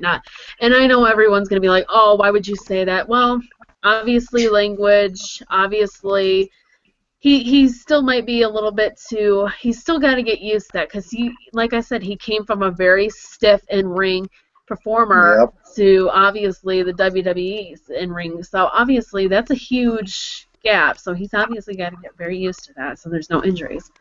Finn Balor may be a guy who is one of the few guys who maybe get called up sooner. We can Yeah. see him get this year. Definitely Sammy and Tyler Breeze. If Tyler Breeze don't get called up this year, that's gonna be a crying shame. Yeah, Definitely. exactly. I really like Tyler Breeze. I mean, the moment I see him come out with that selfie stick, I said, that's money. Why do I say that is money? Sometimes the littlest gimmicks you bring out sometimes get you over. To me, apart from his ring style, which is great, his character is great, what put the ice on the cake with his character was that selfie stick, in my Yep. opinion. Oh, And definitely. why he's not in the main roster by now. The amount of heat he can generate, I mean, people will hate him to the point they want to just jump over the guardrail and slap him in the face. Yep. That's how good of a heel he is right now, in my opinion, with that selfie stick. And you know what? It's also to be used as a good weapon, in my Oh, opinion. definitely. Sure. Has he ever used it as a weapon yet? I don't Not think really. so. I don't think Not- so. Yeah, I don't think so either. Yeah. Yeah. He doesn't want to hurt his camera. I mean, because then he won't be able to take pictures of himself. Oh. He's a very beautiful man. He really is. Prince Pretty. Prince Pretty. What? Prince Pretty, as he calls himself. Exactly. He is. He is very attractive. And in my opinion, I know you're not gonna like this, Haley, but I kind of wish the Vlad villains get called up soon. In my opinion, why you don't like the villains? Like, what is it about you don't like about them? Like, The gimmick is just, it's not going to work. I'm telling you right now, it's not going to work. Also, when was the last time they were on TV? I haven't even seen them on the past, like, month Yeah. at least. That's a valid point. Where are they? That's why I think Enzo and Cash, Blake and Murphy are the next two tag teams. And I think Blake and Murphy first, because I think they need a heel tag team right I just see them like in the main roster just doing like a lot of boring stuff in the match, and that's what gets them heat, in my opinion. Yep. Like the same thing will say boring, and they just like every time they come out, they're like, oh, we don't want to watch these guys, but at the same time, it's entertaining. I see these guys doing it. Like say they're going against someone who's a fast-paced wrestler, like say Neville. And or Lucha. What happened? Or the Lucha Dragons, yes. And they just purposely try to hold them down, like ground them, and just do headlock after headlock after headlock. And people are like saying, okay, this is getting boring, and just boo the heck out of them. And I see them doing like promos where they say they like to go right down to the basic. That's how I see them as a good potential, good star for the main roster, is just to generate that type of heat. To me, it's entertaining.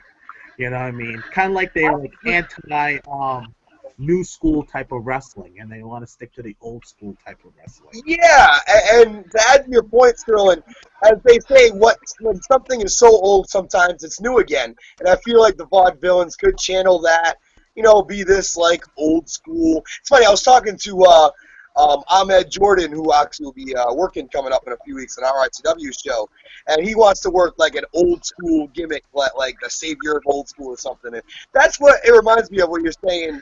And I don't know if you know him that well. I can totally see him pulling that off. Ahmed Jordan, I've known him since college, so I know him very well. And we've been tag team champions on other companies and stuff. So that's right. Yeah.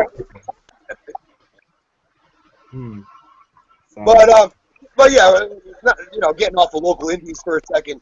I definitely see what you're saying with the Vaudevillains. I think they could I think an old school gimmick like that would get over, and people don't realize. I was talking to Kenny Dykstra on a recent interview on the Strike Zone, and he even said, the best way to get heat, go on a rest hold. Like, when you're a heel, sometimes heels try to do too much and people wonder why heels end up getting cheered when they're not supposed to get cheered. But, work that heat. Throw on a rest hold. I think the Vaudevillains would be a good team to do that. Definitely. Me too. How about you, Mike? Are there any guys or women from NXT Uh, that are in the roster by now? uh, by now, to me, I want to see more Baron Corbin doing stuff with the titles, the WWE NXT titles. If not, I'm sorry to say this, I'd like to see him come up to the main roster because I've watched him so many times. To me, a lot of people just don't stand that dude, but to me, I do. He's more like a biker. He's getting to be a little bit like Chuck Palumbo kind of way. He just goes in the ring, does his finisher, don't care, leaves the building, comes back, beats up another person, just leaves. To me, I love what Baron Corbin is. But to me, if I were to see the come up roster, I want to see Sasha and Charlotte come up into the main roster. So Tyler Breeze and that kind of deal. Yeah, I like to see those three come into the roster, and plus my big boy, Mr. Baron Corbin, because to me, Bull Dempsey's got to go. And can I say one thing, Michael Miner? You get that butt scratcher over like Tyler Breeze gets the selfie stick over, brother. Yes.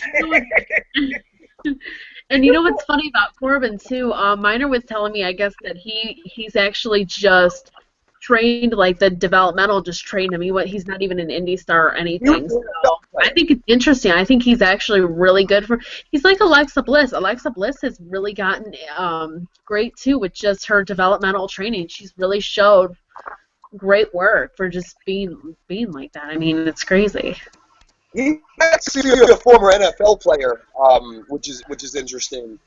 They got him straight from, I forget what, maybe the Jaguars, I forget what team. I know he played in the NFL briefly. I feel like he needs a little bit more work. I think he's got Roman Reigns type potential. And you guys know I like Roman Reigns. I'm not a Roman Reigns hater like a lot of people out there. I'm a fan of him. I believe in Roman Reigns, pardon the pun. But I could see Corbin being like a Roman Reigns. And Roman Reigns, another guy who came from football. So actually drafted by the Minnesota Vikings, I believe, was Roman Reigns. And ironically, Brock Lesnar played with the Minnesota Vikings as well. So I feel like there's Roman Reigns type potential, but I think he needs a little bit more seasoning. When I see him work long matches, I saw him work one long match so far, and that was against Bull Dempsey. And it reminded me of JBL versus John Cena. Any match, not just WrestleMania 21, but any match, where JBL gets his heat, and then, Corbin hits his finisher. I do like his finisher, the little swinging rock bottom thing. I forget what he calls it. It's a beautiful finisher. I think, like Haley's been critical of Roman's work, I'm going to be critical of Baron. I think he needs to learn a little bit more psychology. He needs to learn how to have a back and forth in a long match. Because I felt when he had that long match against Bull Dempsey, he let Bull get too much heat in. I don't know. I just feeling his hot comeback. I just like, to me, I agree with you. I agree with you, Joe, on that part. It's to me, he needs to get out of this. Having the fans count like the 21 seconds and that kind of deal. He needs to start being pushed up into more with the NXT Championship level. I mean, have a match with Finn Balor. Have a match with Hideo Itami. Get him something up there so he can learn. It's like they're just throwing him, they're throwing him this young talent. They're throwing this guy in there. He's destroying too much. He needs to be brought up in the title picture. Have him try the title picture up for a little bit. If he can't get that good, put him against Rhino. Those two will go. Yeah. I would love to see a 30-minute match between Rhino. Those two would go at it. Try to get that 6'8" dude down.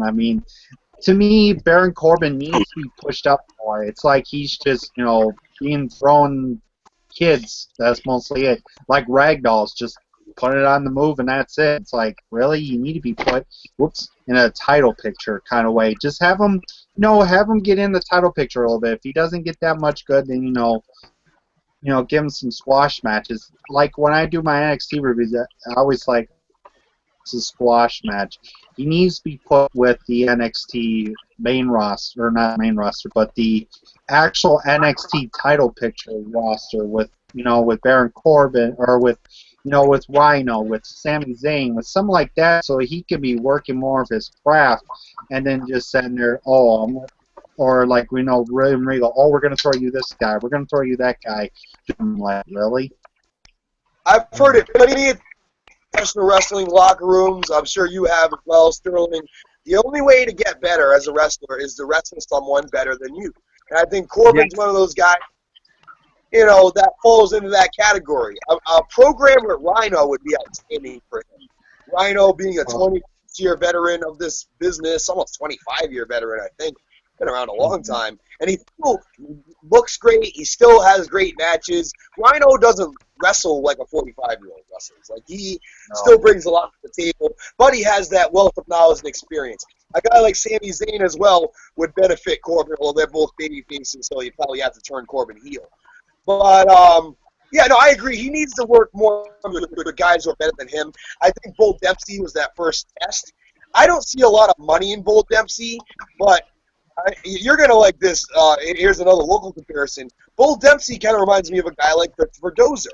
Like a brooding guy, but he could carry himself well in there. He could have good matches, and I think that's why they threw him in there with Dempsey. It's almost like that first big test for Corbin. And quite honestly, I feel like Corbin was at the level of Dempsey when they had their big one-on-one matches, which has really only been the long matches that Corbin's had. So, again, kind of like similar to Haley's take on Roman. I feel like Roman paid his due, been around for years. He's had the long matches. He survived Suplex City. He had the match with Daniel Bryan. Where Corbin needs matches like that to get to the level. If he's going to be like a Roman Reigns, which I think that's what they want to do to him. In fact, I think it's going to be better than Roman Reigns, but okay. You're smoking something. No way. No way he's going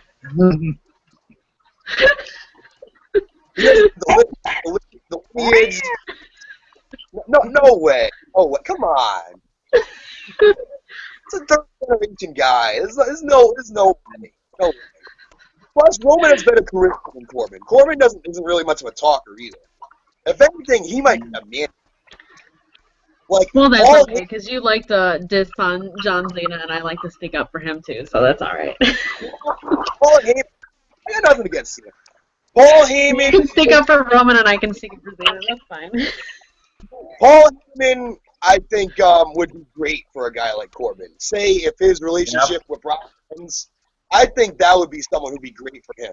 To work on his promos, and traditionally, the Heyman guys who have been successful, not counting CM Punk, have been bigger guys. So, I think that could work. It could. I agree. Again, he got to turn heel, which I think may be his future. But right now, again, there's too many baby faces on the NXT roster. Yeah. That's why, Minor, I think that's why he's getting lost in the shuffle. Because how many guys can they really push as baby faces? Sammy's going to be pushed as a top guy. Finn Balor's being pushed as a top guy. Kenta's being pushed as an upper echelon guy. So where does that leave Baron Corbin when you think about it? Yeah. Yeah. Definitely. Okay. Now the next thing we're going to talk about is the NXT specials, or the pay-per-views. WWE decided to do something like this, which I think it's great that they do this. Like, I think the first ever special was Arrival. That's what it's called, Arrival? Yeah. Arrival. Yep. And a lot of people would say that the specials are better than the WWE pay-per-views themselves. I think the first one I actually saw was the one where Sami Zayn won the title. I think that was my first time actually seeing a full show of their special. And I have to say, it's very solid. It was a very solid show. And I've seen like little stuffs from other specials like Takeover, Redemption, and just by watching like the shorts on YouTube, it just seems like these are really good shows. Like, who's writing this stuff? Like, whoever's writing it is a genius. in my opinion, for these NXT specials. Like, what do you guys think of the specials that they make? They definitely are. I feel like they are a lot of the times better than these pay-per-views. And I think that's why, Vince and stuff is like so mad about it because, Triple H's, baby is better than his baby. And it's just like, well, you got the way better talent down there. You got way better storylines. You got way better matches. You got obviously better writers down there too. I don't know.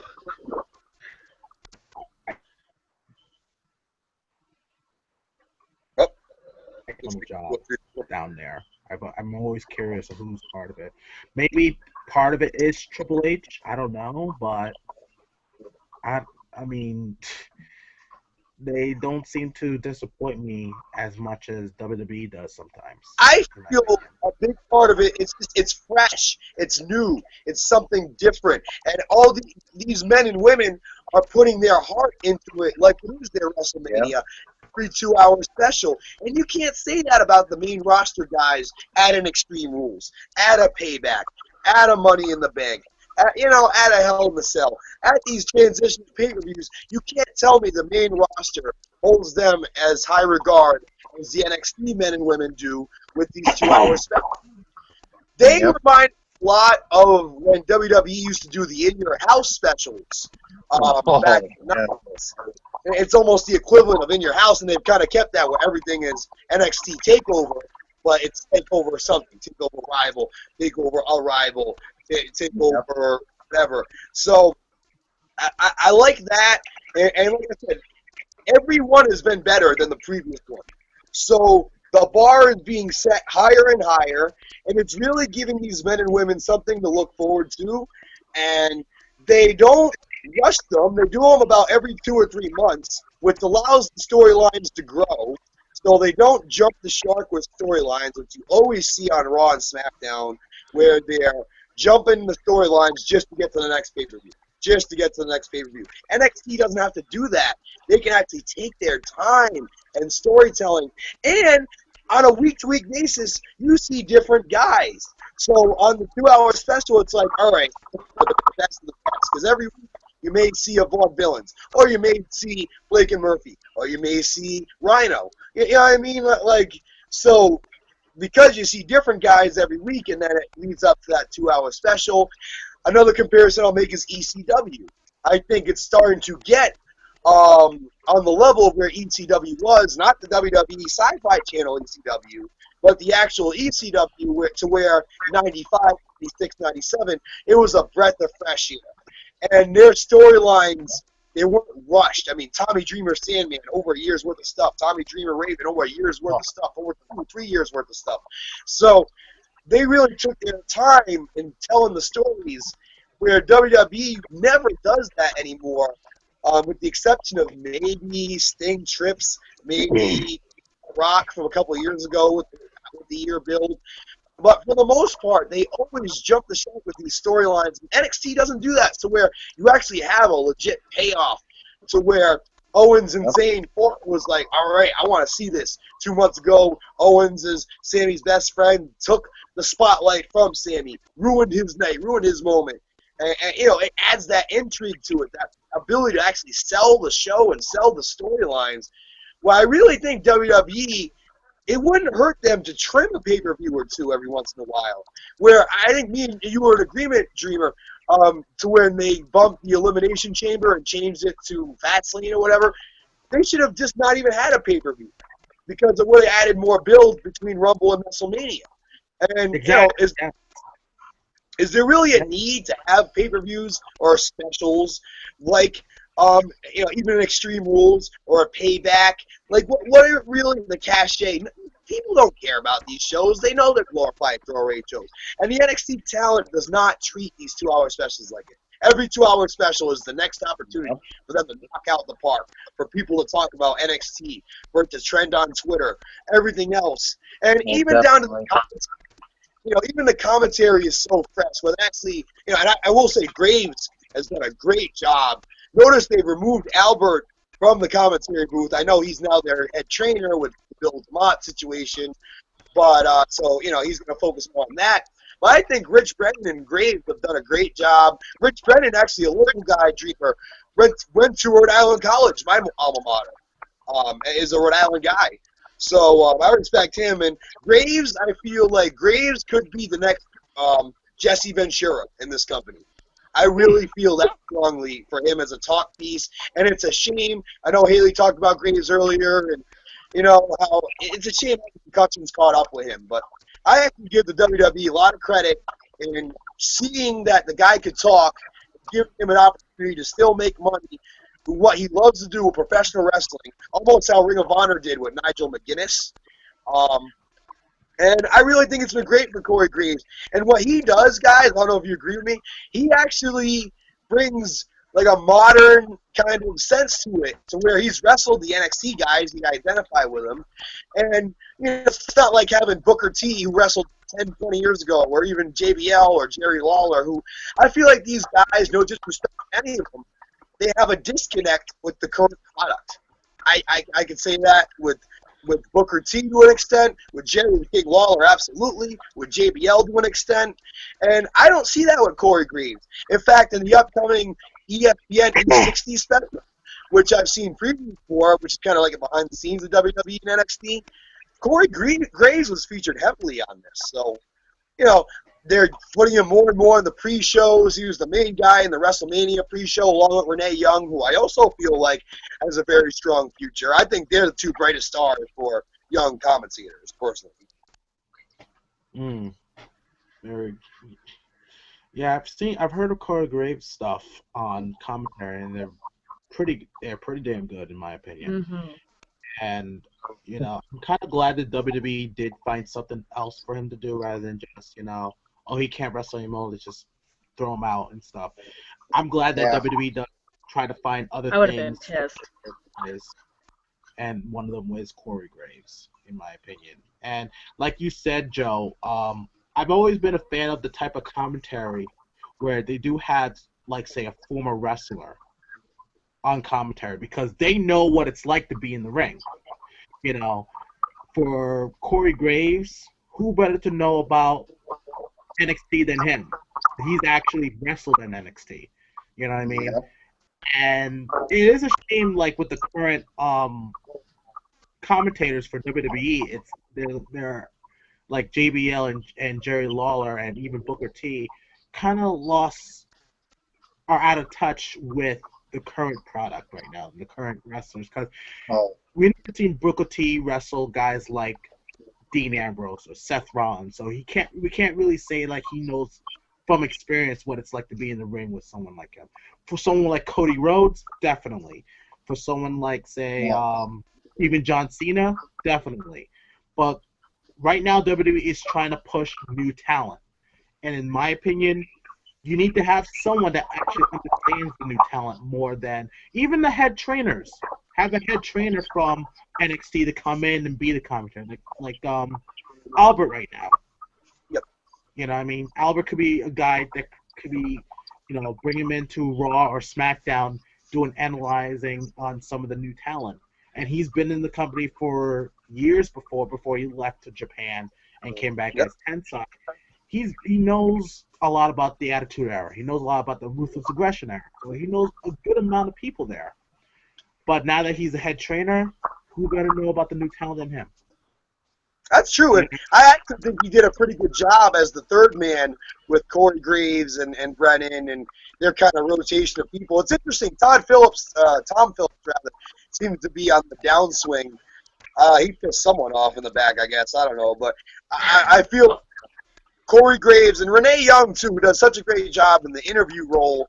I think she's arguably the best interviewer since Mean Gene Oakland. I really do.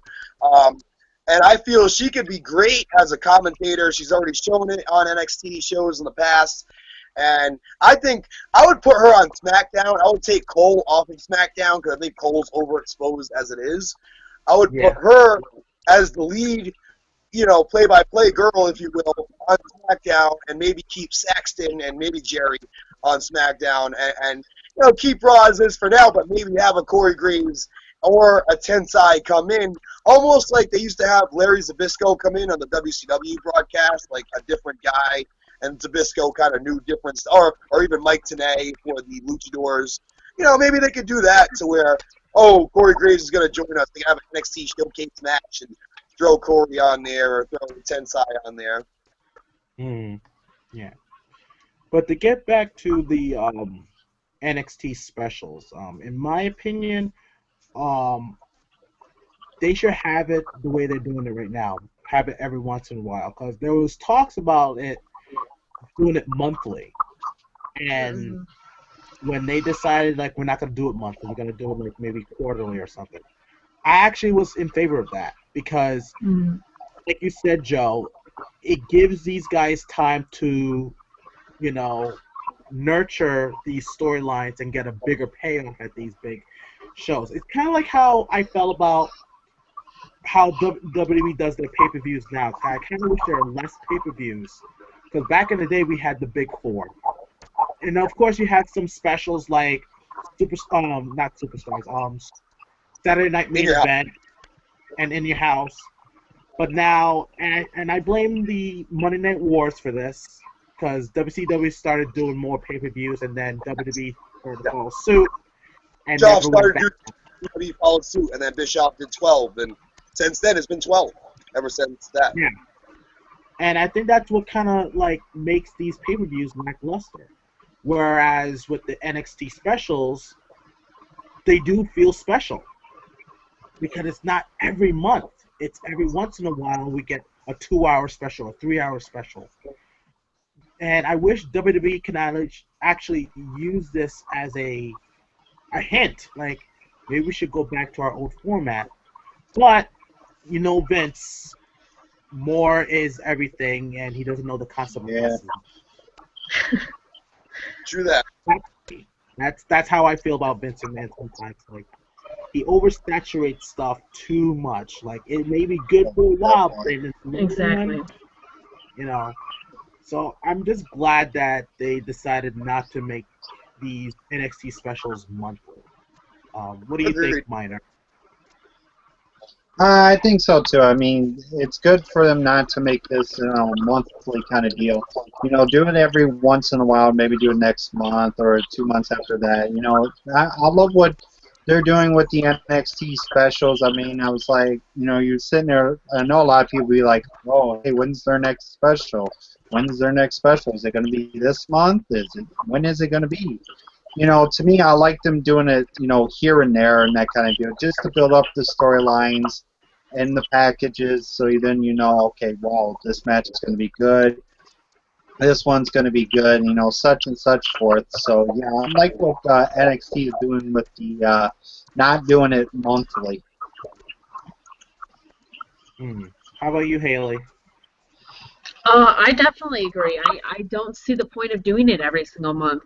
I think it's ridiculous. I feel like it's a waste of time because it's like, how much can you actually put in a storyline in 3 to 4 weeks? I mean, it's cramming it together, and it's making for not as good a storylines. If they wait every other month or every 2 months or whatever, every 3 months, it's going to make for way better storylines. It's going to make for way better feuds. It's going to make people more into it, more interested. And can't wait to see it, you know. Obviously, with the main roster doing it every month, they're just like, oh, this pay-per-view is lackluster. Oh, there was 2 matches that was on last pay-per-view, and now they're just different simulations and stuff like that. Like, there's obviously 2 to 3, the same exact match, pretty much, every single pay-per-view for the main roster for every, like, 3-4 months. And then they'll finally start a new feud. And to me, that's just kind of ridiculous. It's just like, why don't you just wait, have a pay-per-view every 3 or 4 months? Because that makes more sense. Yep. Less is more. You gonna say something, Joe? Oh no, I was just adding to her point. Less is more, and you know, look at the hype behind Pacquiao Mayweather.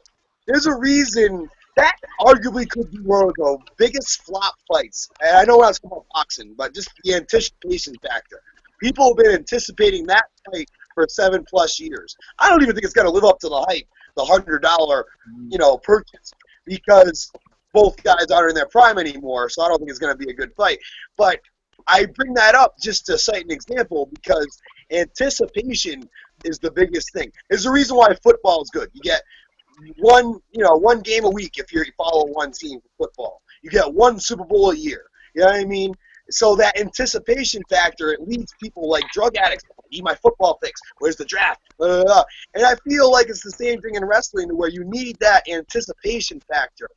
And NXT has that figured out to where like we build these teams, we build these storylines up, and people actually anticipate these matches to where how can you anticipate Big Show and Roman Reigns for the millionth time, or whatever, or Dolph Ziggler and Sheamus, now we'll just turn Sheamus heel. So it's different, but we've seen it 100 times already. By the way, it's a Kiss My Arse match. Literally, the gimmick of Sheamus. Yeah, exactly. I heard about that. I was like, seriously? But we're not going to talk about that. I do feel like less is more. Hey, keep building the anticipation. And that's where NXT really has it figured out. I truly believe. Definitely. Yeah. All right. We're almost going to be done. Next thing I want to talk about is pretty much comparing the product between NXT and WWE's main roster shows. From Raw, SmackDown, Superstars, main event, and NXT. We're going to compare those, the product. I'd like to start off with Michael. Like, what do you think in comparison between NXT and WWE's product? I mean, yes, it's the same product, but from what we see, it's being run so differently. But what do you think by comparison? Yeah, by comparison with NXT and with Raw and SmackDown, Raw and SmackDown more story builds ups and all that kind of stuff. To me, NXT is more like an entertainment. It gives us good matches. Gives us a good show and it gives us a good main event.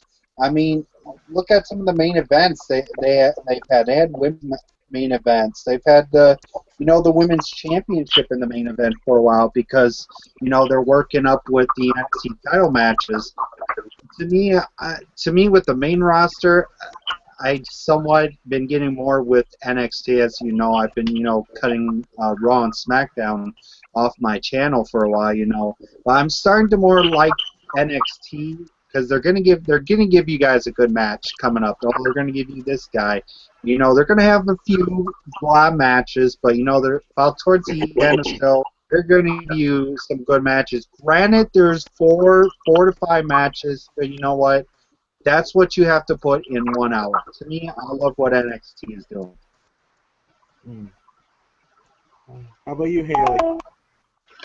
It's like no comparison. It's like NXT is like so much better, I feel like, and it's not even just because Vince needs to just go away. As much as I love Vince, I think it's time for him to retire. And obviously with Triple H, having the developmental brand, he's obviously doing so much more to it with the different, he's actually more focusing on talent than the looks. Like the Divas division is a great example. Obviously, Vince is more focused on looks and the Barbie dolls and everything like that. And it seems like Triple H is more focused on actual women athlete, actual women that can actually wrestle and get down and dirty. And they don't care, about, modeling and everything like that, like what Vince thinks, And I get that, like some of the girls that he hired, like Eva Marie and stuff like that, weren't meant to be wrestlers. He didn't actually hire them to be wrestlers. But it's just like he's lost his prime, He's not really looking. He's in a completely different mind now. He's more entertainment now, and Triple H is more wrestling, and that's what I like about it. I mean, you want to have a good mixture of both for WWE, but it's always better to get more wrestling into it than entertainment because entertainment, you want to have a good, like I said, a good mix of both. But if you had to pick, I'd rather see a good match than just a great storyline with a horrible match to it and horrible gimmicks, Mm-hmm. Yeah. I mean, I think you said it. I mean, it is sports entertainment for a reason. because it captures both. And even in sports, as you guys know, I do the Strike Zone. I'm a big sports fan as well as professional wrestling. I like to consider myself pretty well-rounded in terms of not just being a journalist of professional wrestling, but being a journalist of sports and sports entertainment. And I will say, guys, in any sport, there's an element of entertainment. In basketball in the 80s, in the heyday, you had Magic Johnson and Larry Bird and the rivalry going back and forth. And then you had Michael Jordan in the 90s. And it was that entertainment factor. It was the commercials. It was I Want to Be Like Mike. It was the Gatorade. It was Space Jam. It wasn't just the fact that the guy was winning 6 championships and was head and shoulders above the rest. He brought that entertainment factor too. Same thing with a guy like Dr. J. Even in football, a guy like Peyton Manning brings entertainment. A guy like Tom Brady brings that like Hollywood type feel. And so I think in any sport, even going back to Muhammad Ali, we're talking about boxing. Muhammad Ali, one of the best examples. That guy knew how to be a sports entertainer before the word existed. How to talk guy in the building. There's something that Ali excelled at. And to me, that's the comparison. And I'm kind of getting out of my own little tangent here. What was the initial question? Huh? What was the question again? I'm sorry. No, I was wondering your the comparison of the product with WWE and NXT, the product. Oh yeah, that's where. So anyway, there should be a healthy mixture of both, and even in any sports, whether it's the NBA, NHL, boxing, UFC, being a little bit more sports entertainment like lately. There's got to be a mixture of that entertainment value, or else you're not going to be entertained. That it's going to be like watching golf. No disrespect to anybody who golf. But to me, it's watching 3-hour Raws. And I barely watch SmackDown anymore. Watching 3-hour Raws, it's almost draining. It's like, once you get in the third hour, I just want to turn it off. And it's like I love Raw. No, it's like too much. I mean, me and Haley have been talking about this again, like we had with the Divas discussion. This is something we're trying to throw down for quite a while now. And NXT, to me, it gives that it's refreshing. The hour goes by like a New York minute. They give you a good amount in that 1 hour to where it leaves you wanting more. And it's fresh, it's different, it's new characters, it's new wrestlers, new personalities to satiate yourself in, and really, it's just got that freshness. Just like, and that's where I compare it to ECW from the mid-90s. ECW was fresh.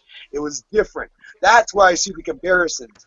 So, to me, I mean, Raw and SmackDown, they have their moments, don't get me wrong, but it's almost like once they leave WrestleMania season, they go back to the status quo, something me and Haley were talking about recently on the Throwdown on one of our Raw reviews.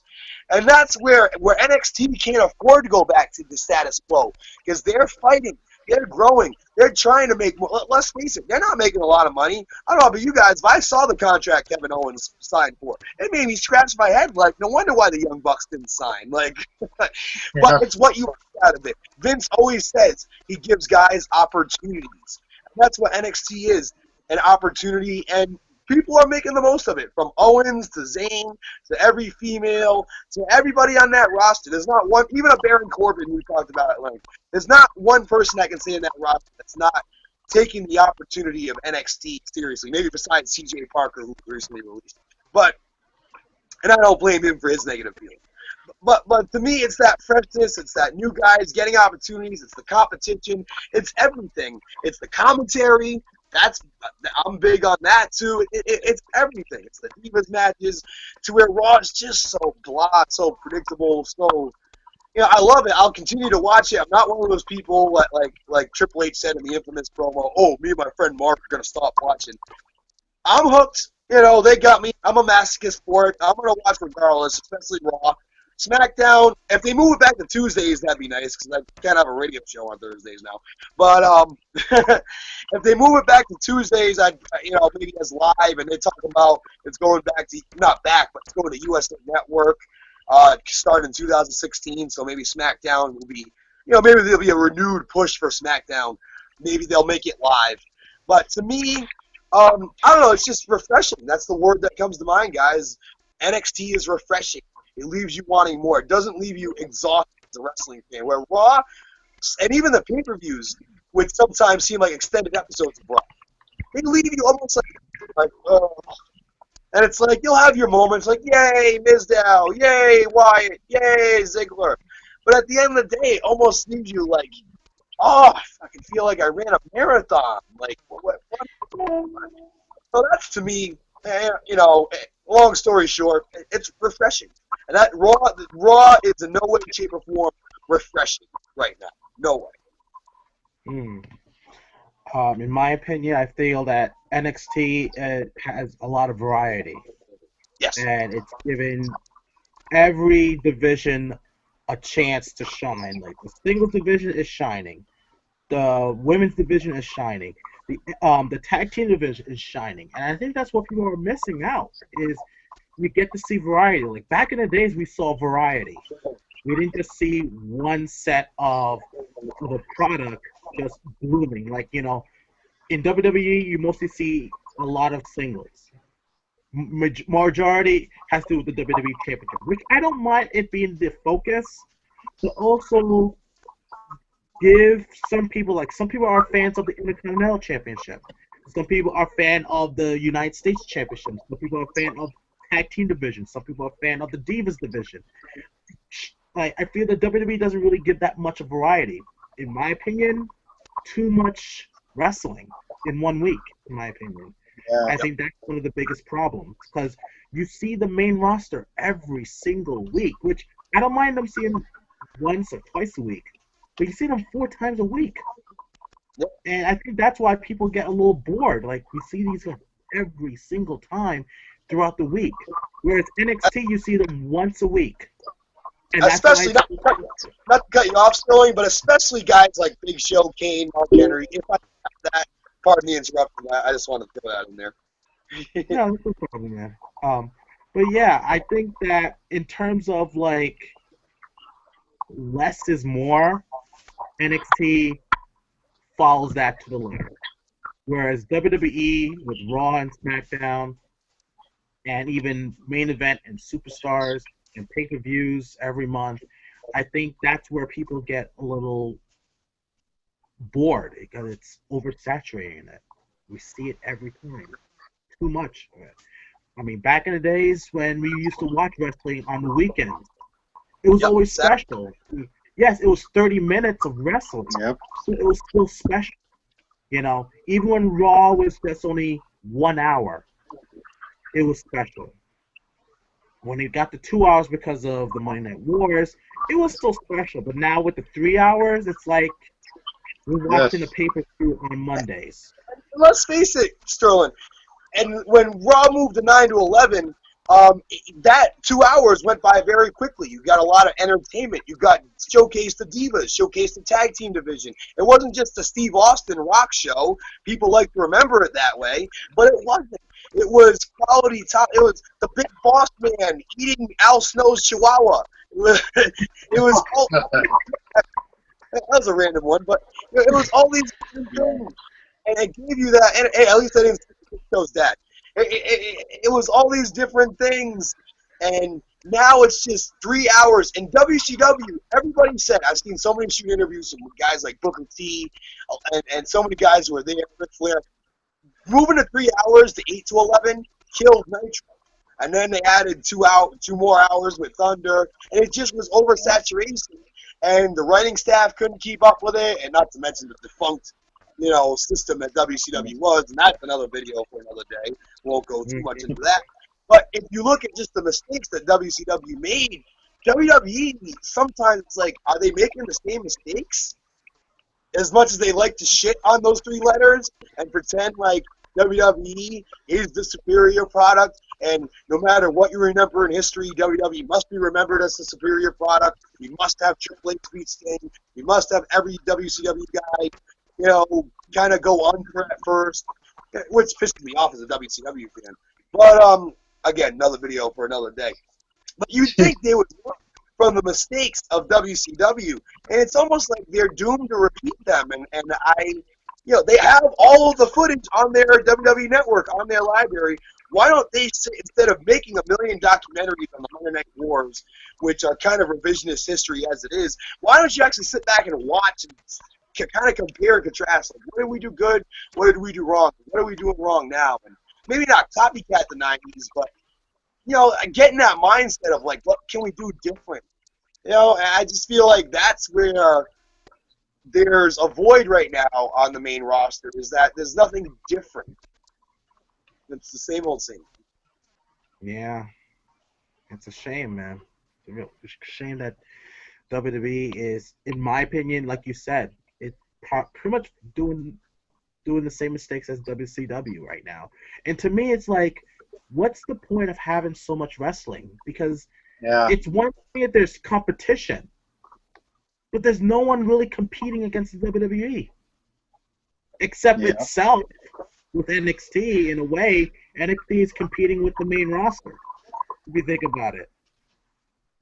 But there's nothing outside of the WWE that can even come close to trying to say, we're going to try and shut down WWE. The only one that came close was WCW. Yeah. And a lot of people are hoping, like, well, let's hope New Japan gets up there. But right now, we'll see what happens with New Japan. We'll see what happens to NXT. Right now, to me, NXT is starting to become a sinking ship. Right now, they just lost Taz.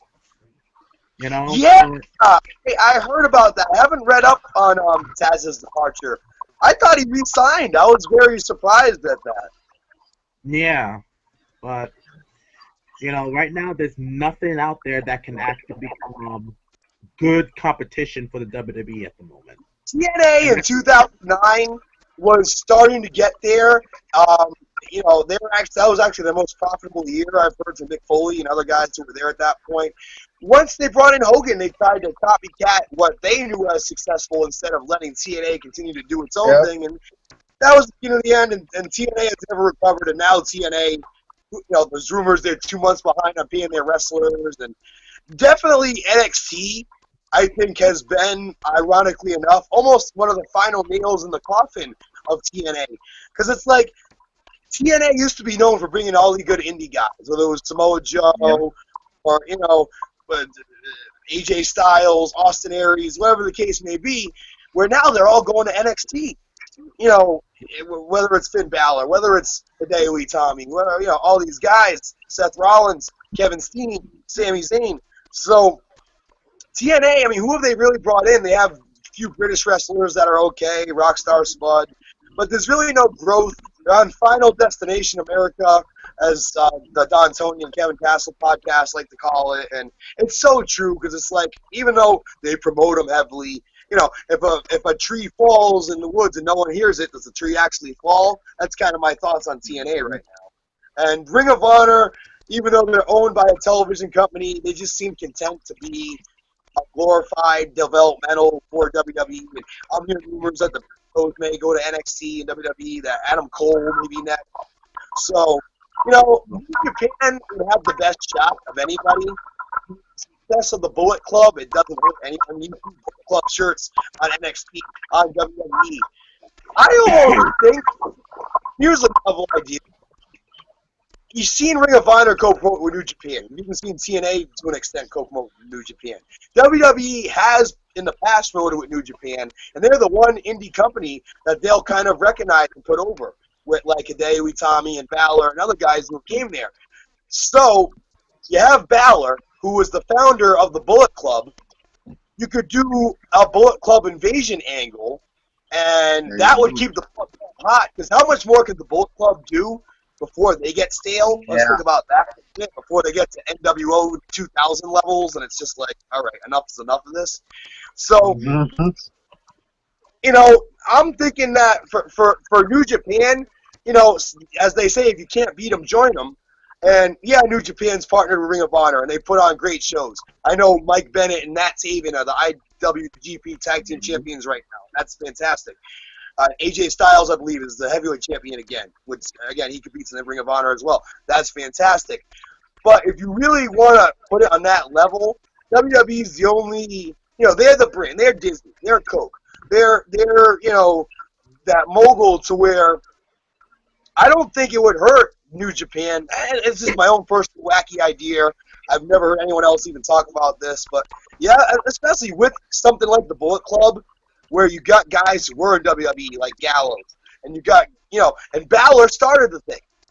Like, so you can go right at Balor, arguably the top babyface on NXT, and you could really I don't know. I think there'd be money in something like that if you had it outside and be almost like how WWE did with EC Dub in the mid '90s, where they would kind of work with EC Dub and they would put certain guys in like Sabu and Rob Van Dam and stuff. Hey, it'd be AJ Styles' best chance of getting in WWE. I'll say that much. Oh, definitely.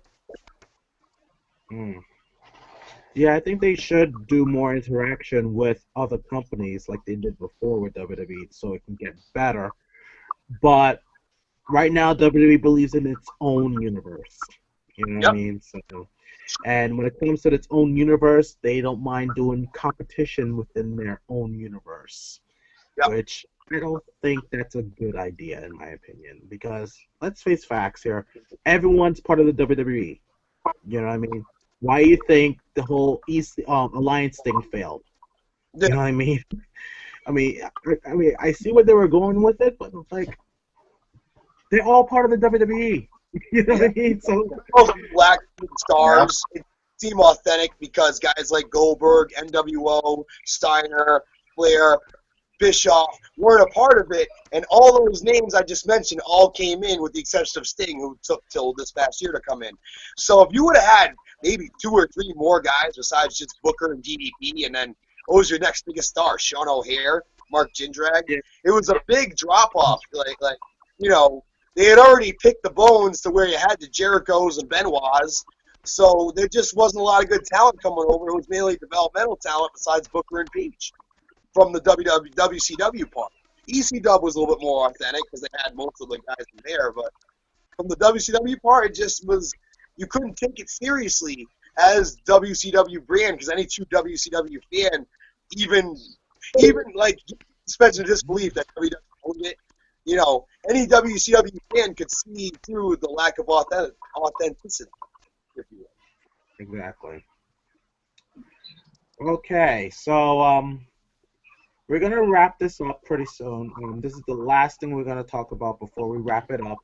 And it's just pretty much asking you guys, what was your favorite moment in NXT? And I like to start it off with Mike. What was your favorite moment in NXT? Favorite moment in NXT for me would have to be Antonio Cesaro, I guess, Sami Zayn at NXT Arrival. To me, that match, the 2 out of 3 fall match, was incredible with those two. So I have to say that's somewhat my favorite moment of NXT. Yeah, Haley. How about you, Haley? Okay, I'm going to be biased here, but it was when Seth Rollins became the first NXT champion. What can I say? Sammy Owens. I would say when Sammy won the title against Neville and then Owens turned on him, and then the following show, the Owens versus Sammy match. I kind of count those as one because it was all one big act on. So that's I actually have 2. One is, of course, Sami Zayn versus Cesaro. I think that's what got me really hooked into NXT itself to make me want to watch it more. And also there was one match, and we hardly talk about him. I think how you pronounce it, Claudius Ono? Is that how you call his name? Who? I'm not. I never really knew him from there. I knew him from Chris Hero. That's how I knew him. Oh, but yeah, Cash and Sono. Yeah, Cash Ono. And there was one match I really liked from NXT that he did. It was him against William Regal. I thought yeah. that match was great between those two. And it's just a shame that he decided to leave NXT. I think we've seen him tag up with one of our guys in JT Dunn, and there's been so many comparisons with him and Dunn. I think he's a guy who he was too used to his independent habits, and he was not willing to conform to the WWE system. At least that's from an outside. I think Davey Richards was the same way. That's why the Wolves didn't get signed. I've gone on rants about Davey Richards on the Throwdown in the past, so I won't touch that one. He's like, yeah, buddy. But what's my thoughts on that? Okay. All right, so we're gonna wrap this up now. This actually was a great discussion about NXT, and I'm hoping we'll do another one next month. Hoping we can do this a monthly thing. What do you think, Haley? I like it, brother. I like the idea. I'm fine with it. What do you think? I Okay. So you want to close us off, Haley? Yep. Alrighty, guys. Thank you so much for watching. Don't forget to subscribe to the Wrestling Throwdown and Chris's channel and Joe's channel and Mike's channel. I will put all the links in the description. Don't forget to hit thumbs up on that. Haley, before we sign off, can I do a plug? Yeah, sure. The Strike Zone now is a new YouTube channel, folks. It's at Strike Zone Radio. And our interview from this past Thursday with WWE Hall of Famer Roddy Piper is uploaded on there. So y'all need to go subscribe, not only to the pages Haley mentioned, Duo Dreamer 2K26, Michael Miner, of course, Wrestling Throwdown, Joe Passarelli, thank you for everybody out there. But the Strike Zone, it's called Strike Zone Radio, Strike Zone, all one word, capital S, capital Z, kind of like Sami Zayn, and radio followed that. And we have the Roddy Piper interview uploaded. It was actually on his 61st birthday where he joined us. Interview's about a half hour long. Very interesting indeed. Check it out, folks. Subscribe. Alrighty. Don't forget to subscribe to all of us. Don't forget to hit that thumbs up button. Don't forget to follow us on Twitter. And don't forget to join our Facebook group. I will put that in the link in the description too. Thank you so much for watching, and I will see you in the next one. Bye.